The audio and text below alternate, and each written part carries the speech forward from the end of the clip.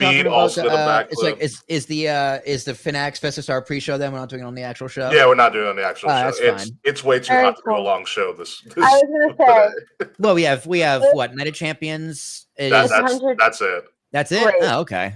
It's 100 degrees. No exaggeration. I'm at 95 right now. Yeah, I'm around 95, 96, but I got this fan blowing on me, so I'm at scratch that. I'm at 99. So yeah, those 4 degrees do make a big difference. They really do. It's been so windy this year in general in Hoboken, and today was no different. The only difference was the wind was also 90 degrees. Yeah. It's been 101 for most of the day in Astoria. Yeah. This is the one day, it was one of the few days I actually had to leave my house to do something for work. I'm so sorry. And I was like, Jesus Christ. I hope your car AC works. Oh, it works beautifully. See, this is the day where I already feel bad for my brother and his wife because their car's AC doesn't work. And they're like, we're trying to redo our kitchen. We can't afford another car. We're gonna ride or die, baby. I'm like, I respect it. I'm so glad that I voted early because I would have fucking been miserable going to vote today. Yeah, could you imagine waiting in line? Oh, that's right. The mayoral race is today. The right? rankings are the primary is today. The first day. So this is just a primary to see who goes up against what, Adams. Adams is running as an independent because he's not allowed to run as a Democrat. I forgot. But he chose not to, but whatever. I thought it was because he's not allowed to after like all of his scandals. No, I think he chose not to. I think he left the Democratic Party hoping it would give him political points. And it hasn't. Yeah. Because Eric Adams is just a terrible mayor. But and it's probably in part because I voted for him, but like Zoe Mom Donnie's all over my TikTok. But every so often peppered in with a nice Zoran post is Eric Adams making a beverage on TikTok. What a wreck. The most unserious mayor I've ever seen in my fucking life. Who else did Andrews up finesse? I know Alexa Bliss came out with a fiend. With someone dressed up as a fiend. That was so nice. That little girl. Yeah, Rhea did her entrance, I think. I saw Rhea's entrance.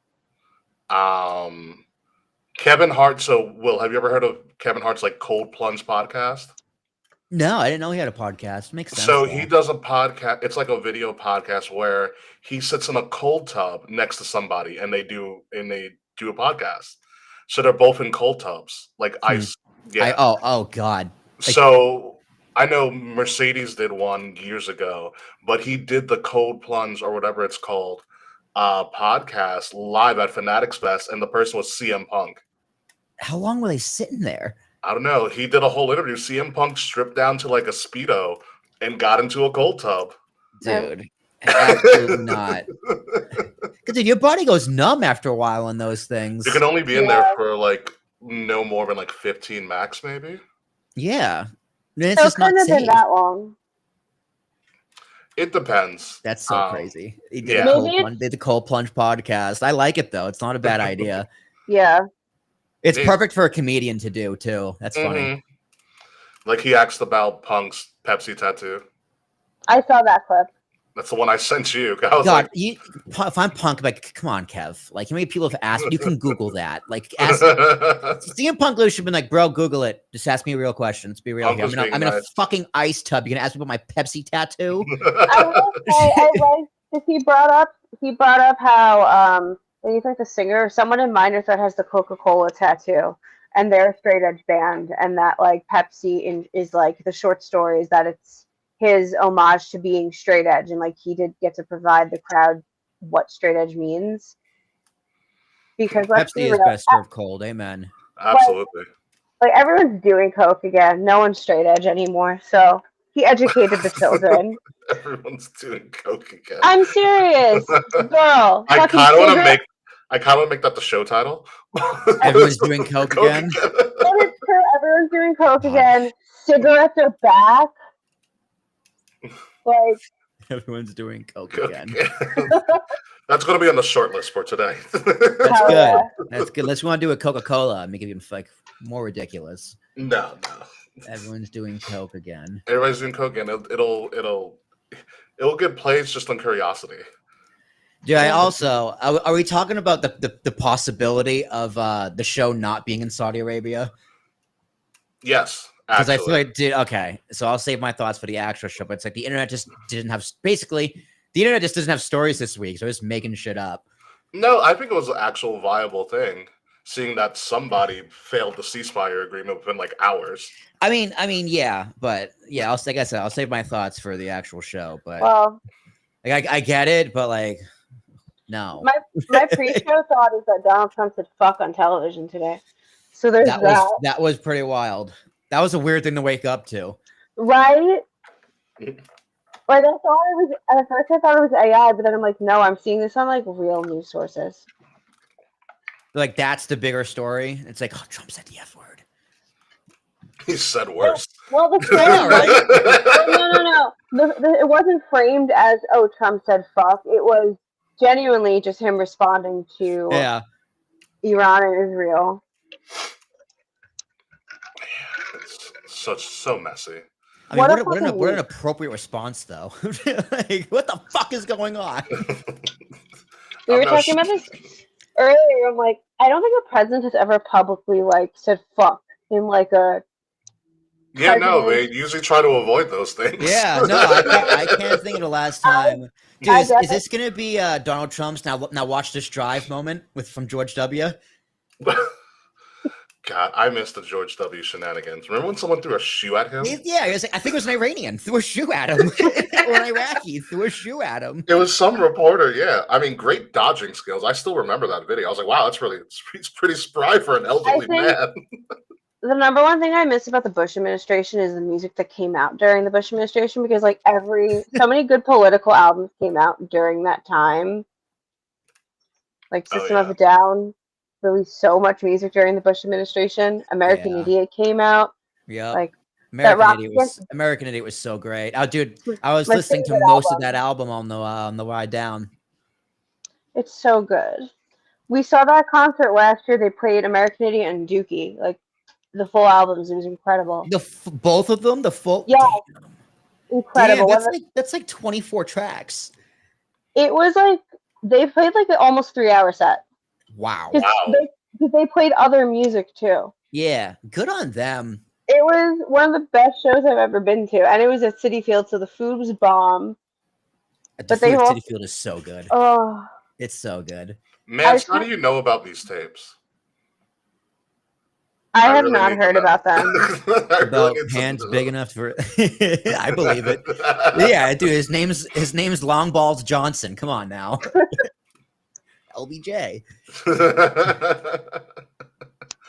Absolutely. Hey, but anybody see the video of like somebody giving like their 1-year-old to Chelsea Green during Fanatics Fest? I saw that. Amazing. They honestly should just rebrand Fanatics Fest WWE World Summer. Literally. Yeah. CM Punk reunited with that baby. Oh yeah, the CM Punk baby came back, right? Oh, that's amazing.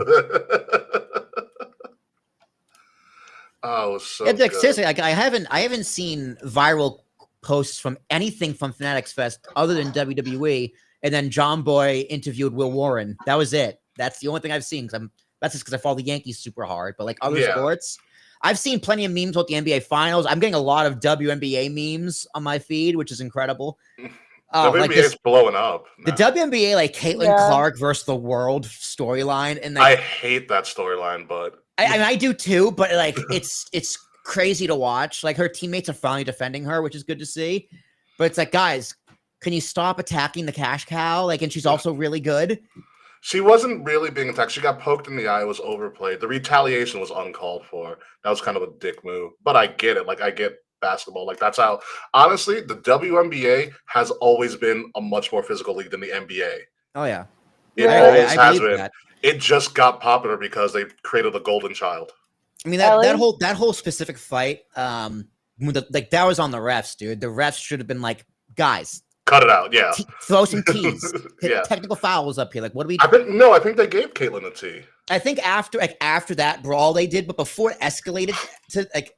Oh yeah, that's when the refs have to go to 2 players and be like, cut it out. Or yeah, because like the bench is cleared twice in that game. I don't think they're allowed to clear. They might have the NBA rule. Well, if you like, if the bench is clear during an encore brawl, you get suspended. That happened because of Knicks and the Heat in the '90s. Was that Malice in the Palace? No. This is way before Malice in the Palace. Benches clearing was a huge thing in fights. And then if you ever watched '90s NBA, where it's the Knicks and the Heat, it was like the craziest rivalry ever. They always found a way to fight each other. So at the time, there was a fight, I think, between the Knicks and the Heat in Miami. And it got so crazy. The head coach of the Knicks, Jeff Van Gundy, was literally on the floor grabbing a player's ankles, trying to get them to stop fighting. It's straight out of like a comedy film. When does basketball start? October. End of October, around your wedding.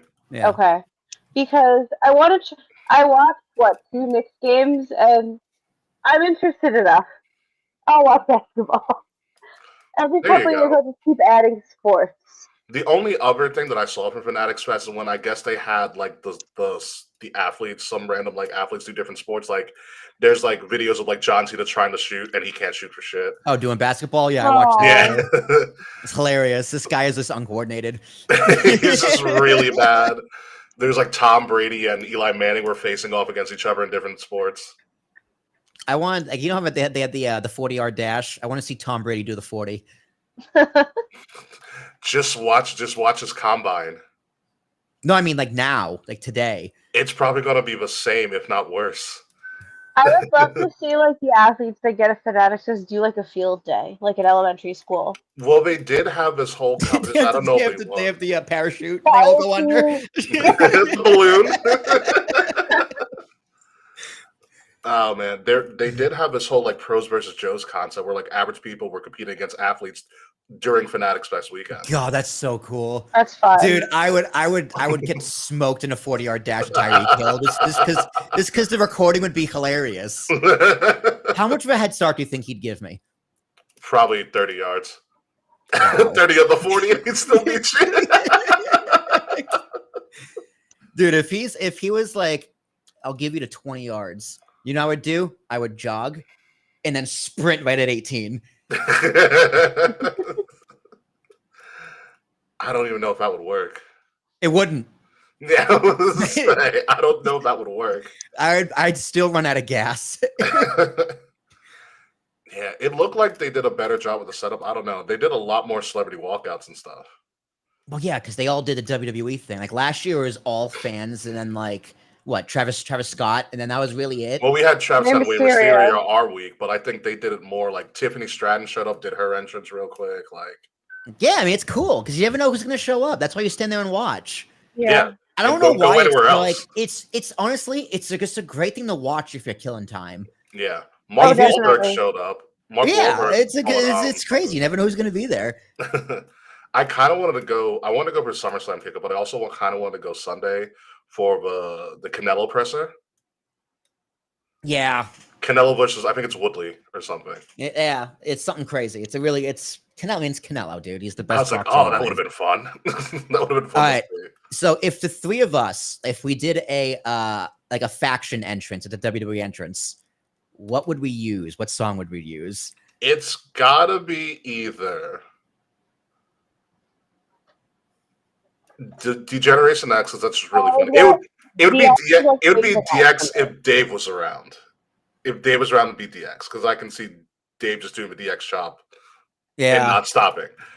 The four. Okay, so the four of us, including Dave, would we do DX or Evolution? So he's X-Pac. No, this is four of us. I guess one of us could be Flair.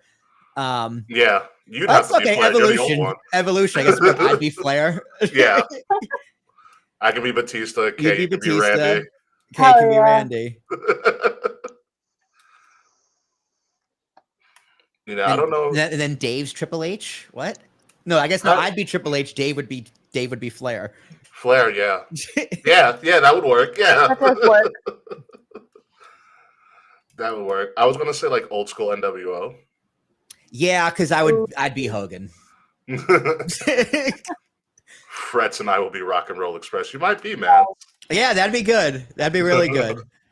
Let's see. I guess K would be Scott Hall. K would be Scott Hall, and then Ricky, you're Kevin Nash. That's fine. Dave's Bischoff. Actually, it's really funny, Kay. I can see you doing a good Scott Hall cosplay. Thank you. Spooky fingers. No, the slick back hair and the toothpick and everything. Yeah, at the whole yard, the whole 9 yards.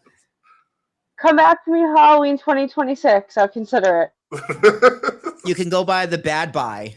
No, non-buy. No, the bad. The bad non-buy. No, the bad no. It's got to have a better ring to it. Yeah, We'll something, something like that. Something, yeah, we can figure it out. Wrestling costumes are just so much fun to do for Halloween.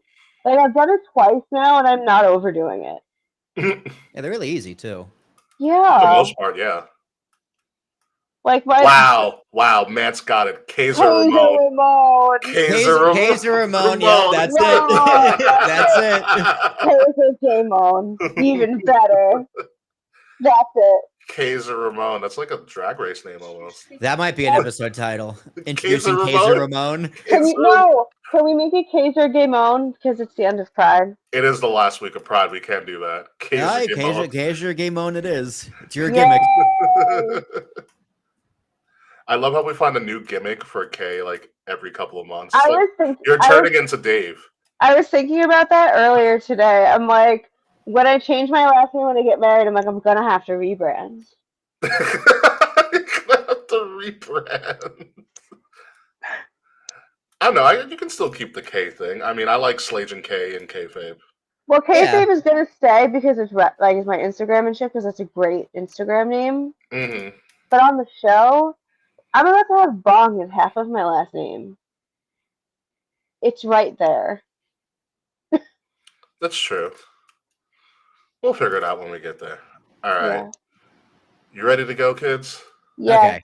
I'm ready to go. Yeah, all right. Yeah, we're ready to go. We'll be back in 3 minutes. Did somebody say 3 minutes?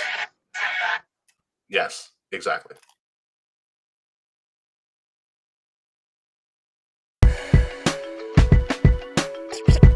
Kings of the rings of the illest. Kings of the rings of the illest.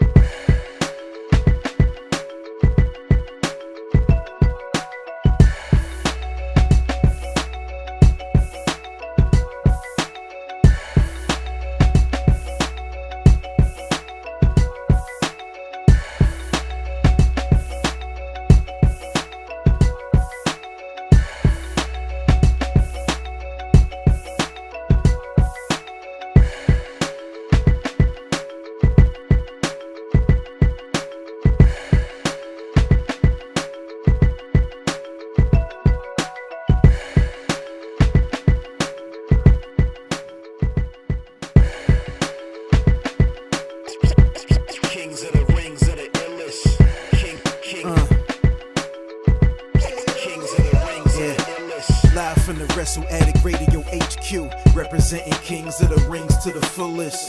King Ricky made the hot tag to Willie T, and out of nowhere like Randy is the Queen Bee. K-Fay brother, 400 plus in the bag like money in the bank brother. See when they pod, it's the opposite of common. Look at the comments, crowned at a certified top 10. You heard? Kings of the Rings pod. Throw up a too sweet when you see the squad. Like a chop in her, I know you feel it. Kings of the rings of the illest. Kings of the rings of the illest. Kings of the rings of the illest.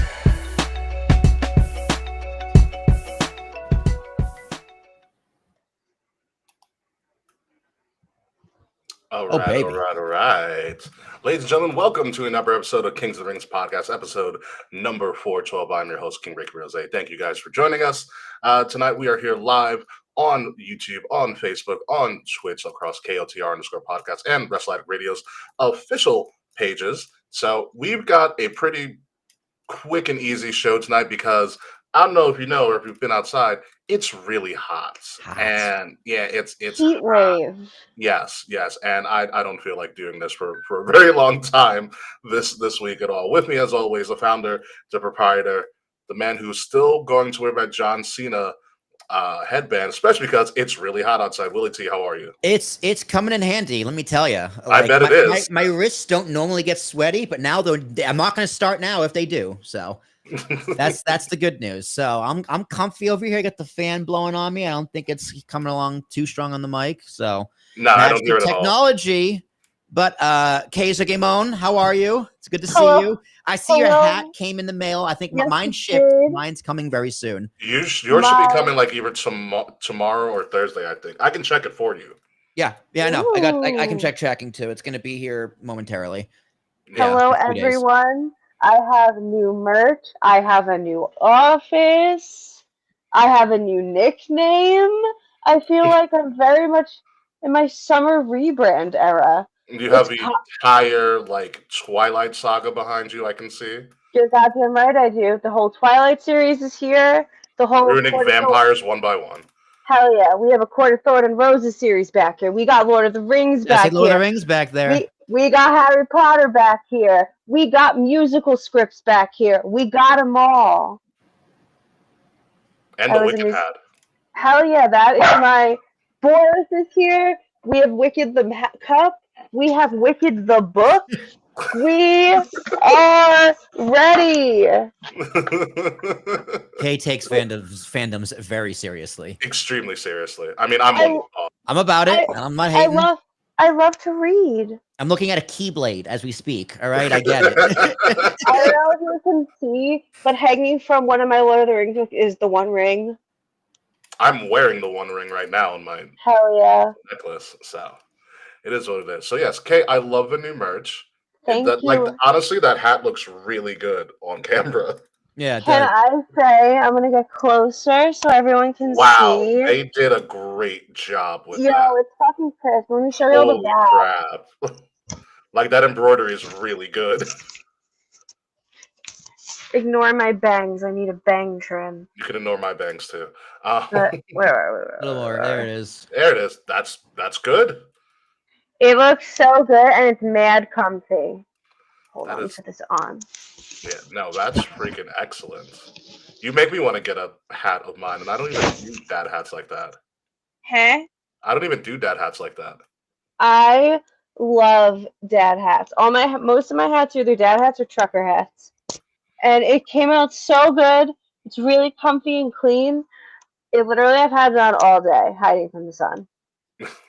That's very nice. Speaking of which, yes, as you guys know, our merch is on sale right now. We're going to talk about that.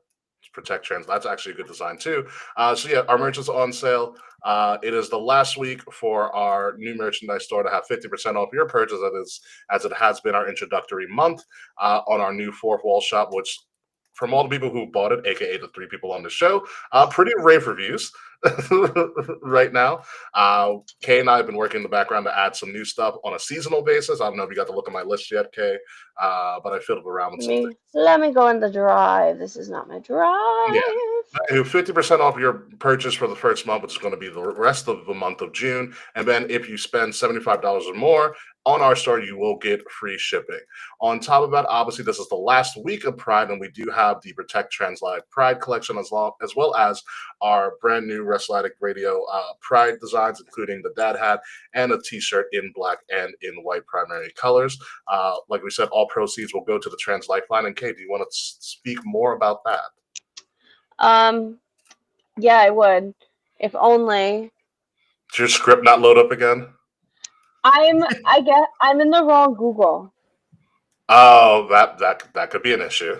And I thought that our shit was shared to the Wrestletic Radio Drive, and I don't see it. You did not, I don't believe.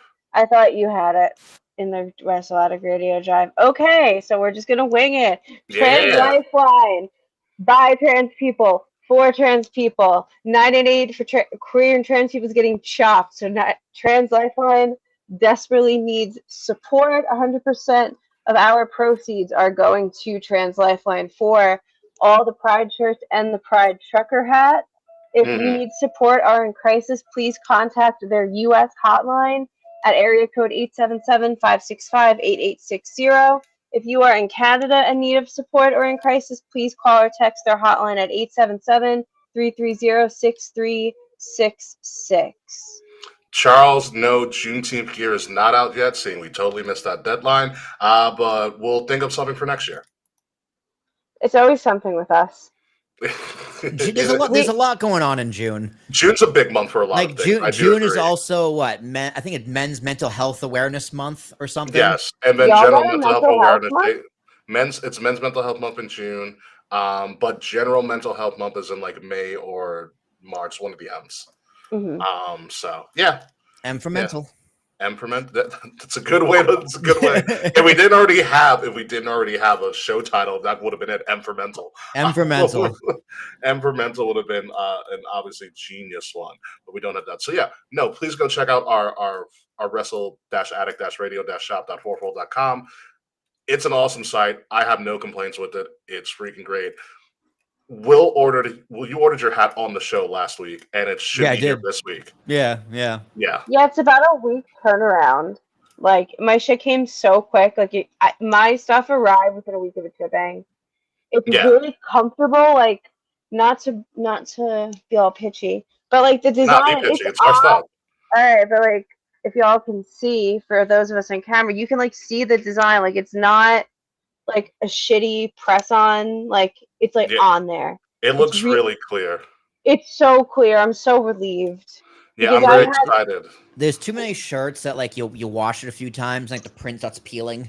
It fades away. Yeah, it fades away really quickly. I've had that happen with a lot of shirts I've bought recently. I don't think this will happen with you know what? Remember the old Teespring, that old Kings of the Rings, that the old logo I put on a black shirt? Faded away. Still, no fade. Oh, it's still going? That one's totally fine. Nice. The Wrestletic Radio was a little faded on the back, but I think it was even designed like that way a little bit. But the front, totally fine. The main reason I don't have most of the Teespring stuff is just because I outgrew it. Like, that's true.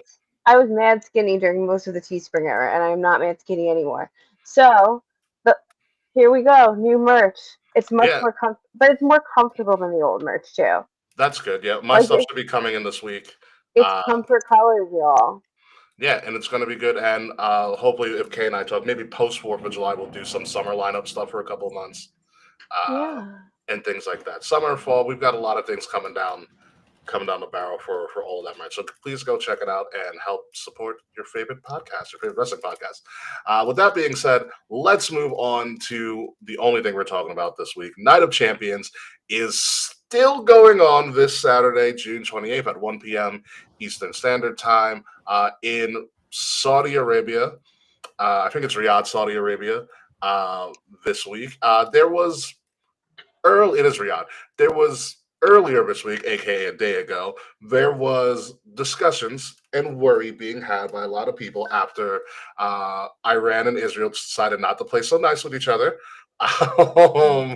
Whether or not WWE was going to proceed with doing this show, there was discussions, or there was word that some of the staff members from WWE who had, taken early flights over to, set up the arena were stuck in an airport because a lot of the airports were shut down temporarily. I do believe they're all functioning now. And there was even discussions between myself and Kay and Mance who were saying, like, are we really going to do the show?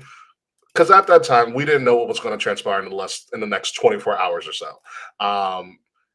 Apparently, things have calmed down enough. I had the early prediction that WWE is too confident not to put on this show, and they were just going to do it anyways, regardless of what would happen. And they would just live and die with the consequences, no pun intended. I'm with Charles. I agree. And Daddy's got mad debt. Yeah, no. And so they were it's ridiculous story. That's very true. And so it looks like they are going on with the show, and that's what it's going to be. So, what are your thoughts on this? I know you had some discussion about this. Yeah, no, I didn't think for a second it was going to be taken off of TV or moved or anything. One, because WWE has $1 billion deal.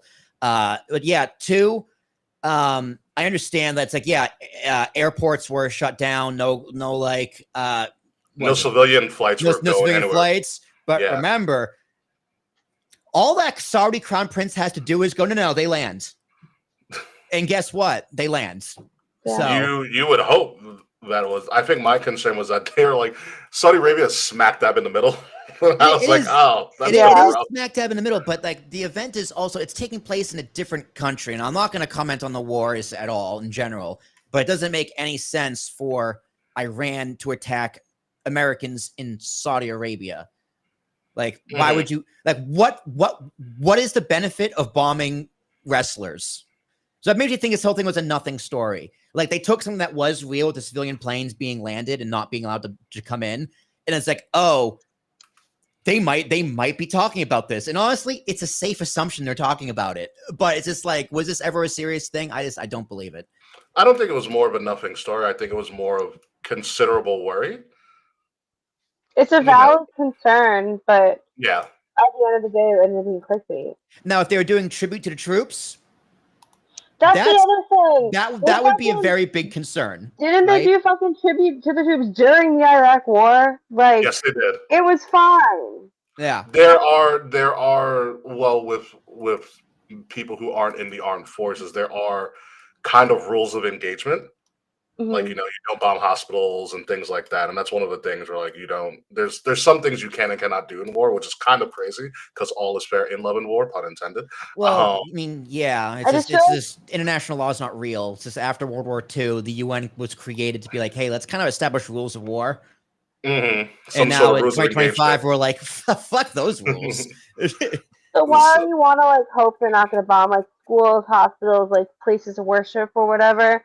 WWE show does not fall into that level of, I guess, importance. No offense. Yeah, it's just I don't see why you'd attack Americans in like a, unless like is Iran, and I don't know like the relations between Iran and Saudi Arabia. I can't imagine they're allies no enemies. Like, I have no idea. I'm not sure. I know Saudi Arabia is our ally, so like again, why would they attack us in Saudi? This doesn't make sense. Yeah, I know, Samantha, but as the show's going on, as far as we know, the show's going on, and it's going to be, it's on paper, it looks like interesting, although there was a slight change to the card as of yesterday, but it is going to be, that was weird change. It's very weird, but we're going to see what happens with it. I think there might be something up behind the scenes, or maybe Dom just said, I don't want to go. Because I can also see Dom saying, like, I don't want to go. Or AJ might not want to go either. Like, he's got kids and shit. That's true. Yeah, that's very true, but we'll see. So first up on this is, for the last time ever, we think. It's not. John, never. 3 more times. Maybe. John Cena, AJ Styles, a WWE Championship. According to WWE statistics, they are 6 out of 14 matchups. They are 6-6. One was a no contest, and one was like a draw. So they are completely even according to WWE stats. Yin and Yang. That's Yeah. that promo package is perfect. The Yin and Yang storyline. Yeah, Incredible. done by Corey Graves. Tom found out there were no chicken tendies in Saudi Arabia.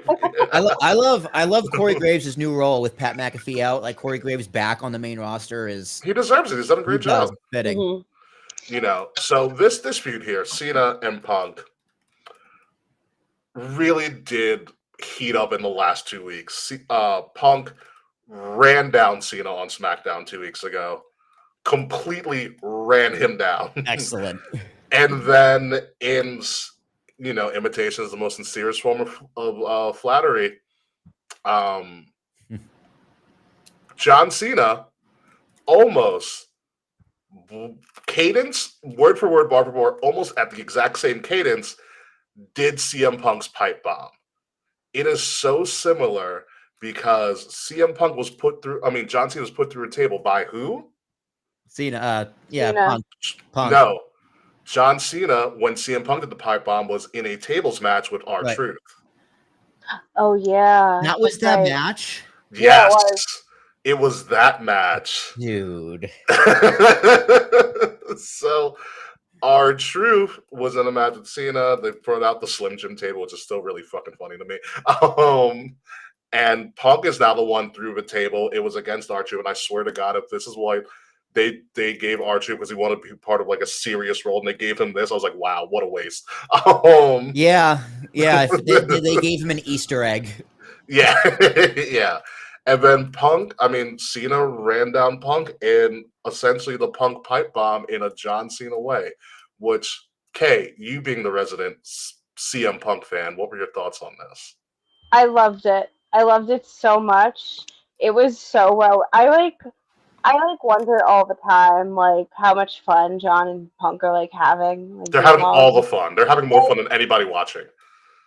Like, I've never enjoyed seeing Punk look so dead in a ring in my whole life. He was, like, straight up dead. I feel like he was trying not to laugh the entire time. I feel that way, too. Like, I just feel so much fun out of John and Punk specifically. I need to watch. I meant to do this earlier, but the heat got to me. I wanted to watch both promos back to back, have a true compare and contrast moment. But like, it was, from what I remember about the pipe bomb, it was perfect. Like, yeah, Punk's. You're right, Charles. Punk's was better. Punk's was will always be better. Way better. Like, Punk will always be better at being a heel. But I, as a huge Punk fan, as a huge Cena fan, I am really enjoying them reversing their roles. Yeah, that being said, there's some bullshit coming out with this match. Oh, yeah. Oh, yeah. You don't waste this at Night of Champions. This is the 1 of 2 at least. I think we're getting 3. Whew. It's too good. I feel like Punk and Cena is too much money. Yeah, there still needs to be space for Cena and Styles one more time. That's the last big one. Yeah, that's the last big one we need. I don't know, for the Cena pipe bomb, I couldn't fully get into it because then he was talking about like how he's been doing this for 25 years consistently. I was like, John, you took time. I've seen all of your movies. Like, John, you haven't been doing this for 25 years. And then his whole thing when he was like, he's using Punk's like promo to show how bad it was or whatever. I was like, John, you're just proving Punk right from a week ago. Yeah. That's what took me away from it. I was like, wait, no, this isn't a gotcha Punk. Like, you're just proving him right. That's what it was. I was like, you're proving him right. See, and I was like, I don't know if this is working the way you think it's going to work. Yeah, he should have. His goal was to do the pipe bomb, but the John Cena version. But instead, we got John Cena doing the CM Punk version, as the CM Punk version. So I like how he like. The only thing I was missing was he wasn't sitting on top of the ramp. He was sitting on a turnbuckle. That's the only difference. And he didn't mention Vince McMahon. Right? Yeah, pretty much. Yeah. If you're gonna instead of mentioning Vince, he mentioned Punk being a TKO guy. So I guess that's the that's fair. That's the paradigm. And I was like, transference, John, but continue. Yeah. That's a fair point. That was the but I do like how he did kind of be like, "Hey Claudio, hey Cardona, hey Nick Nemeth," or he said there no. was an Easter egg there because when Punked in the pipe bomb, he did Nick Jackson, Matt Jackson, and Colt Cabana. Yeah, So it's the same letters, which I was like, okay, that's pretty cool. it's funny. Cardona responded on the Indies and did his own little pipe bomb. He said, "Hey John Cena." Yeah, of course. I love that. Obviously. Yeah, but it was one of those things where I was like, "Oh, It was good. Don't get me wrong. I'm not saying No, it was good. It was good. Going on it. But the internet was like, "Oh my god, the best promo of his career." I'm like, "No, it's not." No, it wasn't. No, I did not see the Him best promo. definitely- Rap Battle John Roman? Cena was better than all of this. Like if he did a rap pipe bomb, done. So done. That would have been really cool. There That you would have been go. really cool. Yeah. Like you gotta do your pipe bomb, but you gotta bring like hip hop scenes back. Remember like last week when he turned his hat backwards to Nick Aldis? Yeah. Like, that's what we needed cutting that pipe bomb promo. Mm-hmm. Yeah, he's like, I'm just gonna do CM Punk, not as good as CM Punk. Yeah, and I was like, that's not for me, John. But like it was cool. It was interesting. I like it. You know, I think this is leading to a SummerSlam matchup of some sort, or Seth catching in on Cena. Because I think Seth's catching in first.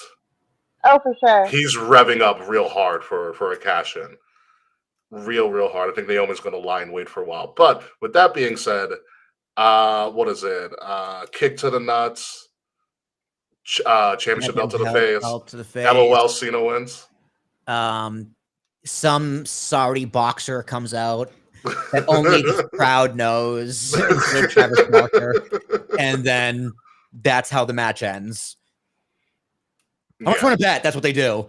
They do the Travis Barker fucking Travis again. Travis Barker would have been way better. Barker would have been so interesting. They do a Travis Scott spot with just a Saudi celebrity that no one else knows. Listen, I love Travis Scott coming out high as a kite to every WWE appearance he makes. Same. Relatable. But yeah, I think it's a clean sweep here. LOL, Cena wins. Yeah. Yeah, I think it's inevitable. I think this is a stopgap, especially with so much going on. You know, in 2 weeks from now, we have All In, Great American Bash, Evolution 2, and Saturday night's main event. So I think this is a good kind of primer for whatever's happening at SummerSlam. And plus, Cena and Punk were both at SummerSlam, so I think this is at least one of two. The reason I think there's going to be one more is because I think they're going to run it back when they eventually flip and John's a face again. Ooh. I like that idea. I like that idea a lot. Like, they could probably maybe do it twice during this era, like United Champions. Punk gets his title back at SummerSlam. We can get heel Punk incoming. John starts turning face again, and then they wrestle again at the end of Cena's time. Will Charles said it'll be Canelo that'll come out. God, that would be fucking wild.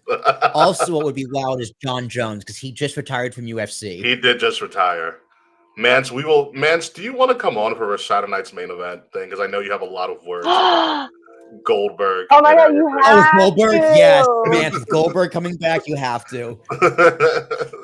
So keep that in mind. I made a sticker in my phone of Goldberg, so now I can react to things with Goldberg. Oh, can we sideberg real quick? Pun intended. Kay, can you tell Will about your plans for the Hollow Wedding? Oh, Will. Okay.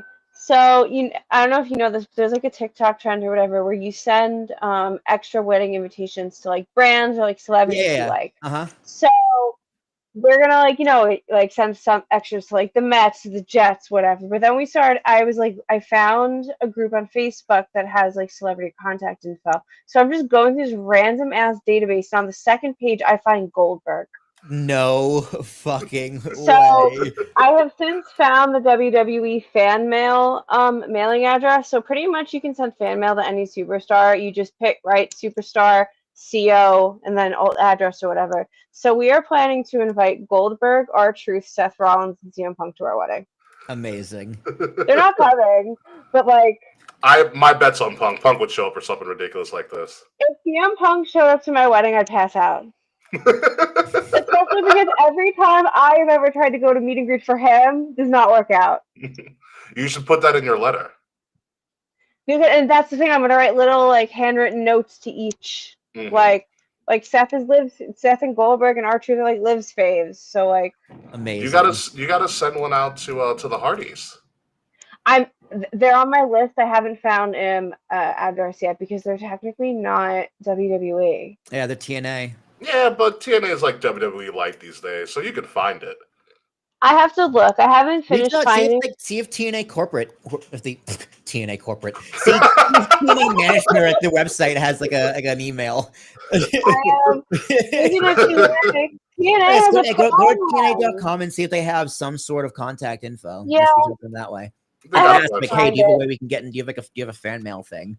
We also, I added, who else did I add to my list? Julie Andrews, Lin-Manuel Miranda. Do one for Eric Bischoff. Get him out of Montana. I don't want to waste. Don't the waste stamp don't on waste the Eric. postage. No, Don't Like, waste the posters on Eric they're Bischoff. taking like all time. He showed up at dates. weddings before. I don't want. If I have to pick anyone, I don't want Eric Bischoff. Just an idea. No, we're gonna stick to like the faves because at this point, the Performance Center and So Stanford are you is gonna getting. send one to Dolph Ziggler? Oh, I could. No, I can't. Now you have to send one to Dolph Ziggler so he can crash your wedding and just scream, "It should have been me." I would love.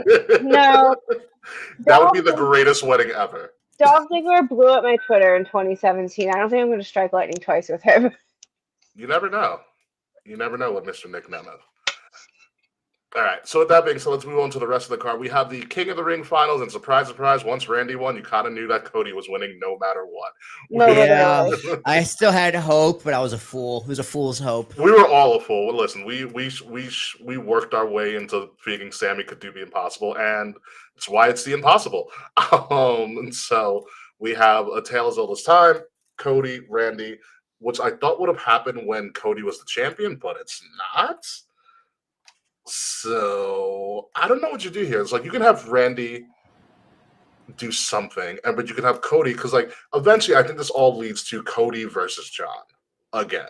1,000,000%. Yeah. Yeah. So like it's hard for me to fathom Randy. No, doing Cody's something they're both quicker. on SmackDown. That's right. They're both on SmackDown. Yeah. So it's hard for me to have Randy do anything that would be worth his time in this entire thing. So look, I think it's Cody. Yeah. I think it's a simple Cody. I think it's a mistake. I think Sammy J is the way better final. I agree. It's more interesting. No, Yeah, like especially if Sammy's the one to beat John and like his way out, and then John eventually puts Sammy forever over in a sense. Don't we want Randy to be a heel for this feud though? Like I do want to see Cody Randy, but I want to see Randy as the heel.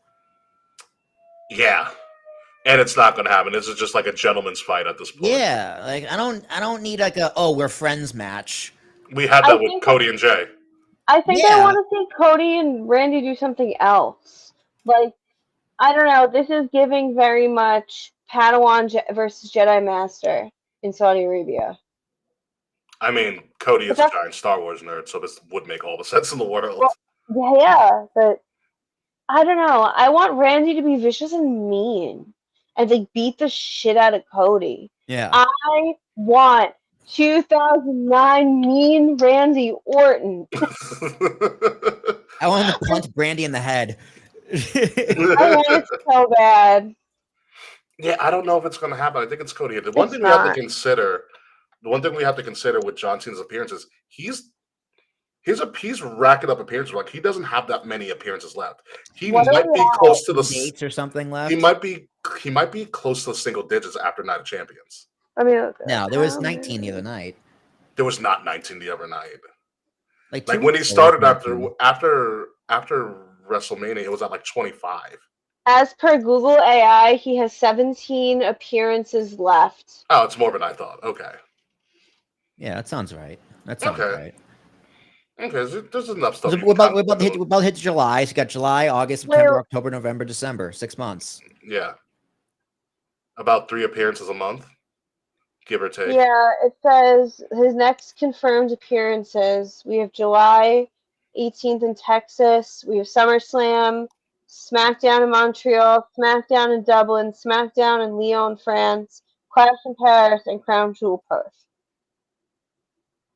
to get us through the next few months. That's right. Crown Jewel is in Australia. That's right. I totally forgot about that. That's totally right. Because I hope it's a new set of Crown Jewels too. Just do different Crown Jewels from different parts of the world. Honestly, that would be so cool. Yeah, it'll be interesting. So I'm going Cody. Will, you're going Cody? Yeah. Hey, Cody. Yeah, but I Yeah. want it to be Randy. It's not going to be Randy. Let Randy coast. Let Randy live the fun life. What he's doing right now. Yeah. Moving on to the much more interesting final, the Queen of the Ring final. Jade Cargill going up against a returning Asuka who looks freaking amazing still at whatever age she's at. This is the more interesting one because you can go a lot of different ways with this.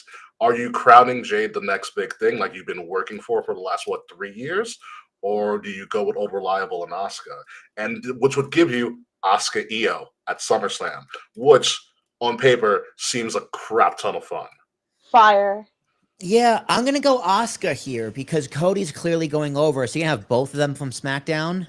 Like, that's true. It is one of those things where it's like it's either you're doing a Raw and a SmackDown person are going to win. Yeah, and let's be honest, Io doesn't really have anything going on right now, so this is an easy way to start a story. It's like, oh, I earned the right to face you, not like there's no like bad blood in that feud for now. It's something to start off a feud because they have nothing for her. So yeah, I'm going Asuka. My other thing is I think it's one of those weird things because SmackDown's still on TV technically. Yeah. And Raw is featured to a more global audience, and their 2.5 hour time frame is fantastic. Wow, Mance is on fire tonight. Remember your proper heel punt kick Wow. That's great heat. That's hard. Great heat. That's great heat. Anywho, so you've been building Jade to be the next big thing, and Jade is more seen in the American audience as on SmackDown, obviously. And the other big thing is that the most interesting Money in the Bank Money in the Bank winner this year is Naomi, and Naomi's on a roll. Mm-hmm. And her big thing is hating the living shit out of Jade.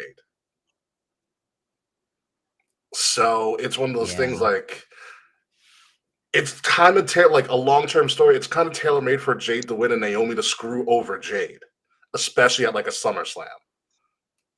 You know, with Asuka. I mean, who says Naomi's not going to screw over here? Because Naomi said, I'm not done with you yet. Even though I have the briefcase, I'm not done with you. Yeah. So Naomi could screw her over right here and then just give Jade something to do. That's true if we're not confident. Like, I think the better match out of this would be like Asuka Io. 2 former Dabs. Yeah, absolutely. Yeah. And I think that'd be really fun to see at SummerSlam, like just a straight match between both. I mean, no, it'd be good. Yeah, it's a good match. You know, I'm conflicted. I know you're going Asuka, but okay, who are you going with? And Jade and Tiffany, not interested. Not yet. No, yeah, no, not interested. I agree. It needs to be a heel. I also am going Team Asuka because I don't think that Jade necessarily needs to win Night of Champions right now. Like, she's still, in terms of like her WWE career, still like pretty green and like newish. Like, I don't think she needs to win, and it's not like she's getting buried. Let her story with Naomi cook. Let's be real, Naomi will probably fuck this up for her. Like, I think Jade and Asuka are gonna have a great match. Let Asuka come back with a bang. Like, we've missed her for so long. Queen Asuka would be really funny to watch. Queen Asuka would be fun. The crown, man. She would just play. Like, what about Zelina did it? Or Amos did it. Or Nia Jax did it. Yeah. Night of Champions and winning King and Queen of the Ring, it's a great gimmick. It's a great gimmick refresh. And Queen Asuka, I feel like it's just more interesting than Queen Jade to me. Absolutely. Yeah. And it's more of a gimmick refresh now. Now it guarantees you a title shot at SummerSlam, which is what it used to be the whole time. You know, some people just, took it to the umpteenth level, like Macho Man becoming Macho King. And EO needs someone to work with. That's true now, but Liv's no They longer could, in the picture. if needs someone to work with, they could just slide her back into Nia. Like Tiffany has people to work with. Charlotte's still out there. Alexa Bliss is over there.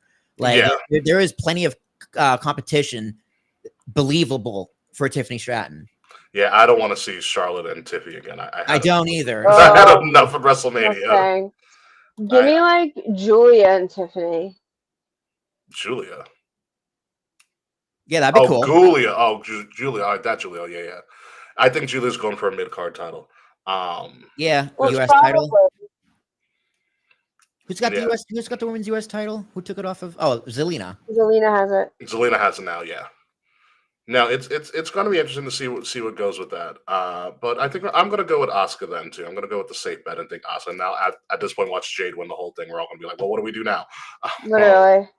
Well, she wins at SummerSlam and Naomi cashes in. There you go. I mean, then you get. It's like, what does WWE want more at SummerSlam? Are you going to stumble through a Jade finish, or are you just going to walk right into a great Asuka match? Yeah.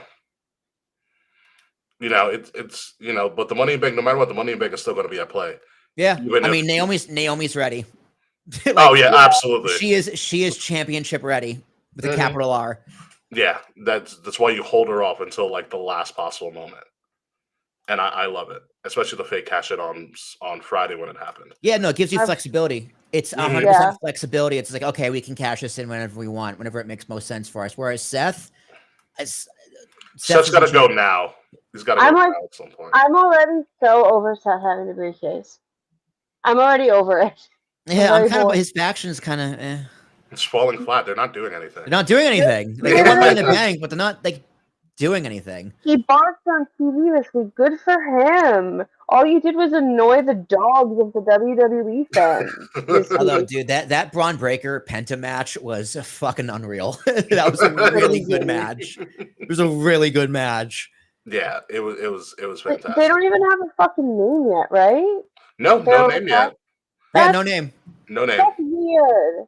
I feel like that's a little weird to me. Like, it feels like they're just these random guys. If you want them to feel intimidating and cohesive, like, give them something. Like, WWE's not afraid of giving factions bad names. Why are we afraid all of a sudden? Like, Pure Fusion Collective? What was that? It's not a name. They, like, took words out of a generator. They could do that with Seth. You know it's a word out of a generator? Yada Namin. And Yada Namin is going to be the U.S. title fight. Jacob Fatu is defending his title against Solo Sikoa because Jacob Fatu hates Solo, and this is clearly a feud ender. I love this. Maybe Solo disappears. I don't know. Jacob Fatu was also at Fanatic Specs looking like he's straight out of a blood gang. Like, he was just wearing all red. He was like an all red, like, furry outfit. He had a great time. He's another person who really, because I feel like he just sat at his table as long as he could and just met as many fans as he could and had an amazing time. He's had a great time with the fans, which is really what he kind of needs right now. I mean, people already love him, but like, you gotta let him love them back, kind of a thing. I saw him do an interview with like a little kid. It was really cute. Like, and it's a little like kid was interviewing him about like sports cards. Nice. It was so nice. And like seeing this giant, terrifying man being a happy child is just, it's so weird, but it works in every single way. Because like, I want to like fucking be scared of you, but I also want to give you a hug because you're so happy. This match is to fulfill the Samoan clause for a PLE. Literally. Yes, for real. Roman's out. So. Dude, I'm pumped for this though. Although I don't know why WWE always does this. Like, how come every time where it's like the two guys in the faction are shitting on the third one, the third one just has to walk out and be like, "Oh, I heard you." At the end of the promo. It worked for Bailey and Io a couple years ago. No, but they did it with Evolution with Batista. Yeah. They did it with Nia Jackson, Alexa Bliss, and Mickie James. They did with the one you just mentioned, and then they just did it again. Every single time. It's like, isn't it kind of better? Wouldn't it be better if during Money in the Bank, we, the audience, didn't know Jacob knew? Isn't that be a great swerve? Yeah. It's like, oh well, we know what's going on. It's just like, well, just do it. We know. The only one who doesn't know is Solo, and if he just watched TV, he would also know. Like, the whole point of this kind of story is he knows he's not supposed to know. Well, Yeah, we're not supposed to know he knows. It's like when they could have pulled it like when Jade came back in Elimination Chamber. Yeah, you had And no she idea. you had Like, no idea. imagine, Like, oh, she's imagine back. if they showed the footage of Naomi attacking Jade like that night at Survivor Series. Yeah. So yeah, it's a whole big surprise. I know, I get what you're saying. But other than that, I love this story. I love this feud. I can't wait for this match. And everything Jacob Fatu does just works. And I don't know why. He just passed 1 year in being in WWE. Amazing. Already? Yeah, it's already been a year. Jesus Christ. Time flies when you dissociate. That's true. I'm stealing that. That's incredible, Kay. I love you for that. Yeah. Yeah, no. Yeah, but just a progression. Like, it feels like he's been in this for like 3 years already. Because He's one of those people like he just got it really quickly. Mhm. Yeah.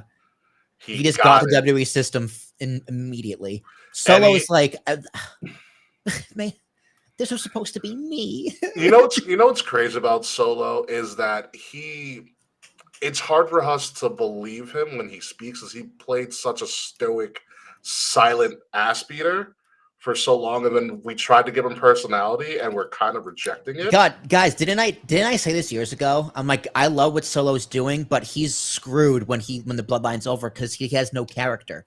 He has nothing.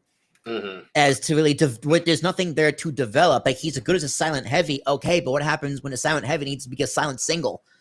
Like, I do kind of think he's funny. Like, he has like a personality. He can talk. Yeah, he can talk. I described him as relatable a few weeks ago, and it seems I was right. I feel bad, man. I feel bad for Solo. I really do. I want to like Solo Sikoa, but creative has nothing for him. Yeah, he's just like, after this, there's nothing left. We had a plan for you, but Jacobs is better. So now it's like, well, we have everything we were gonna do for you. We shifted to someone better. Like, we got nothing, and it sucks. I low-key wish Jacob had I associate Solo's music with Jacob now. Yeah. So anytime I hear Solo's music, I get really excited thinking it's Jacob. And then I'm like, oh, it's just fucking Solo. You got to hear the Fatu. That's what separates. The Fatu is so great. Yeah. Mm-hmm. So, but yeah, it's Jacob Fatu winning this. I think that's pretty simple. Hell yeah. Yeah, it's real simple, to the point. Jacob. The way I shit on Jay Solo is damned, Quan.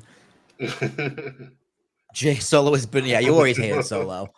He does always hate Solo.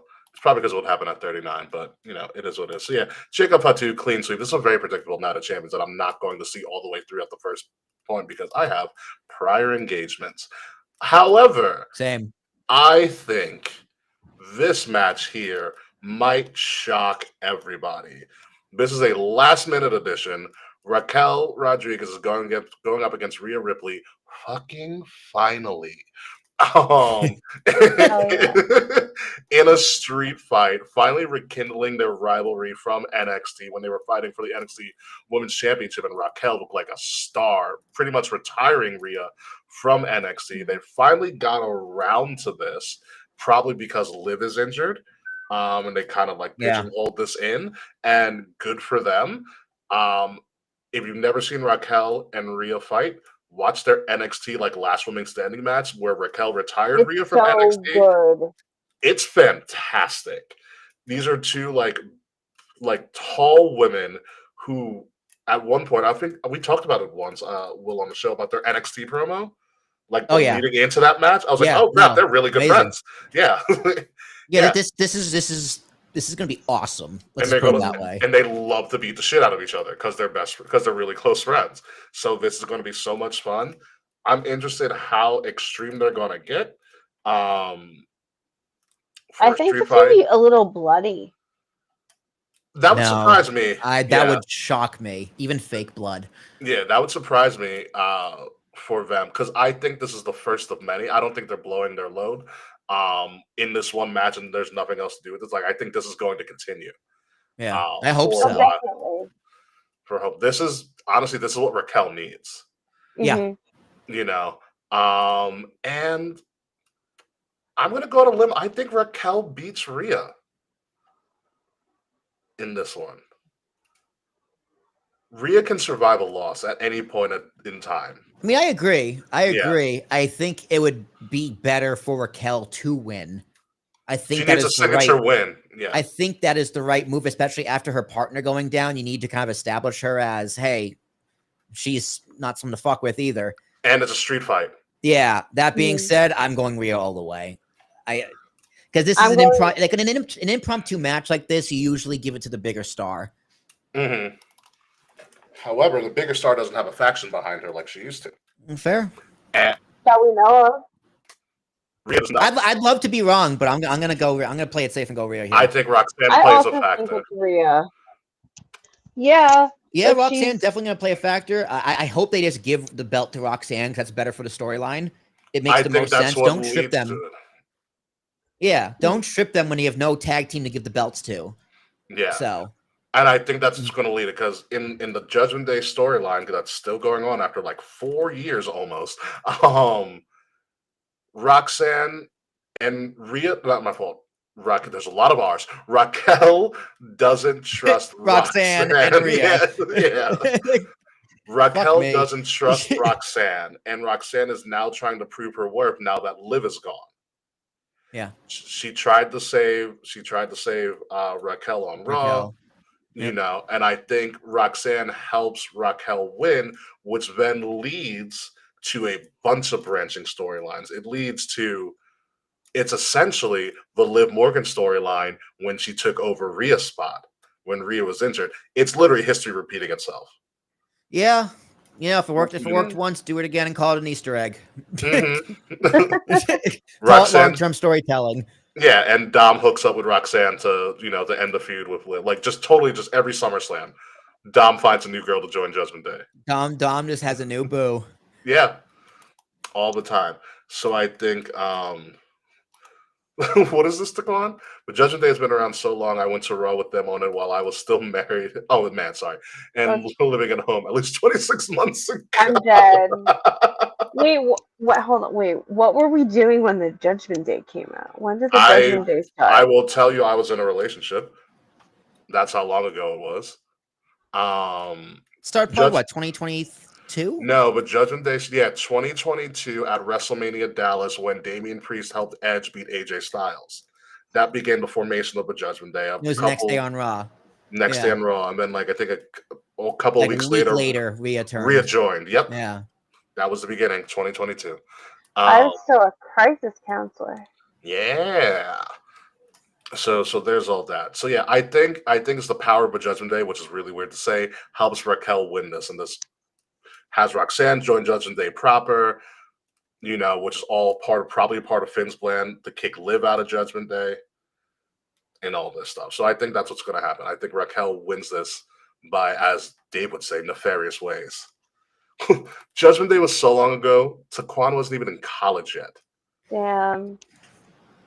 That's a good story, man. I would not hate if that happens. I think it's the right way to go. I think so too. So we're gonna go. I think Raquel. They have Rhea. The final match on the card. All the marks can shut up now. Karrion Kross is finally gonna be on TV, kind of. So as the story goes, in real life, Karrion Kross did a shoot interview during WrestleMania where he done a lot of them. Yeah, where he was blatantly very frustrated about his booking and all the sacrifice, and that really resonated with the internet wrestling community, the IWC.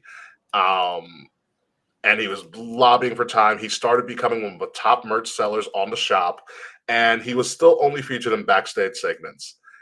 And recently, he's been toying with Sami Zayn, being like, "You're not a winner. You're always the underdog." He essentially said, in a really weird kayfabe way, your character right now will never be world champion. Yeah, he's right. And he's right. Pretty much everything Karrion Kross says, you can just go, yeah, no, he's right. Mm-hmm. And Sammy, as in character, time for my Karrion Kross sandwich to be good. And Sammy, and in character, is saying, no, I'm fine just the way I am. And Karrion Kross is like, no, you're not. Like, you'll never win the world title being who you are right now. And listen, if you look at Karrion Kross in his second run, we've said this before, every time he's crossed paths with somebody, They turn heel. They turn Yeah. heel or they have a change. Happened with the New Day, who's getting back to like their dumb heel ways now, which is kind of entertaining. Like, do you see Xavier's costumes? Man. Love it. He's bored. That's what it is. I know he's bored. He's like, I'm not getting on TV. I'm just going to wear ridiculous stuff and see if I get noticed. It did. He was literally pimping out what's the Australian Grayson Waller. Yeah. Did you see when they were backstage with Pierce and he was like, I knew that I got a match for you, and they're like, whoa, a match. And I was like, guys, don't you want to be on TV? Like, oh man, he did. That's right. He did just like the Player Haters Ball. Yeah, that's what the pimp. Yeah. I was like, yeah, he's the guy from the Player Haters Ball. Silky Johnson, I think it was Silky. Dude, it was fucking incredible.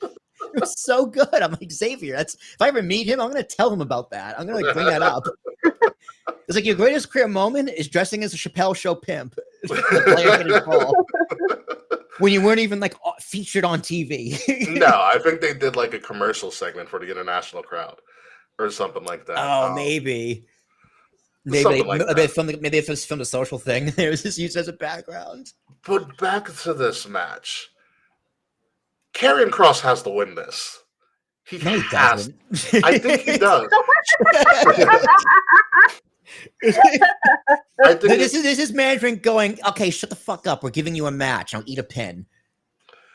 It's possible, but like this, like if we're gonna be like Sammy has to change, him winning doesn't force Sammy to change. It just reinforces that he's fine the way he is. I think Sammy has to take a devastating loss. I mean, sure, but I also don't think the booking department really cares about Karrion Kross. Because you know why? We're going to see how this match goes. Like, okay. This is the most interesting match on the card. I mean, it kind of, but it's not the clearest finish, but I don't think it's the most interesting. But like, I don't like Karrion Kross's wrestling. It's like, can he have a good match? It's like, okay, he's a good character. He's a great entrance. I don't remember the last time I saw him do a match or do an entrance.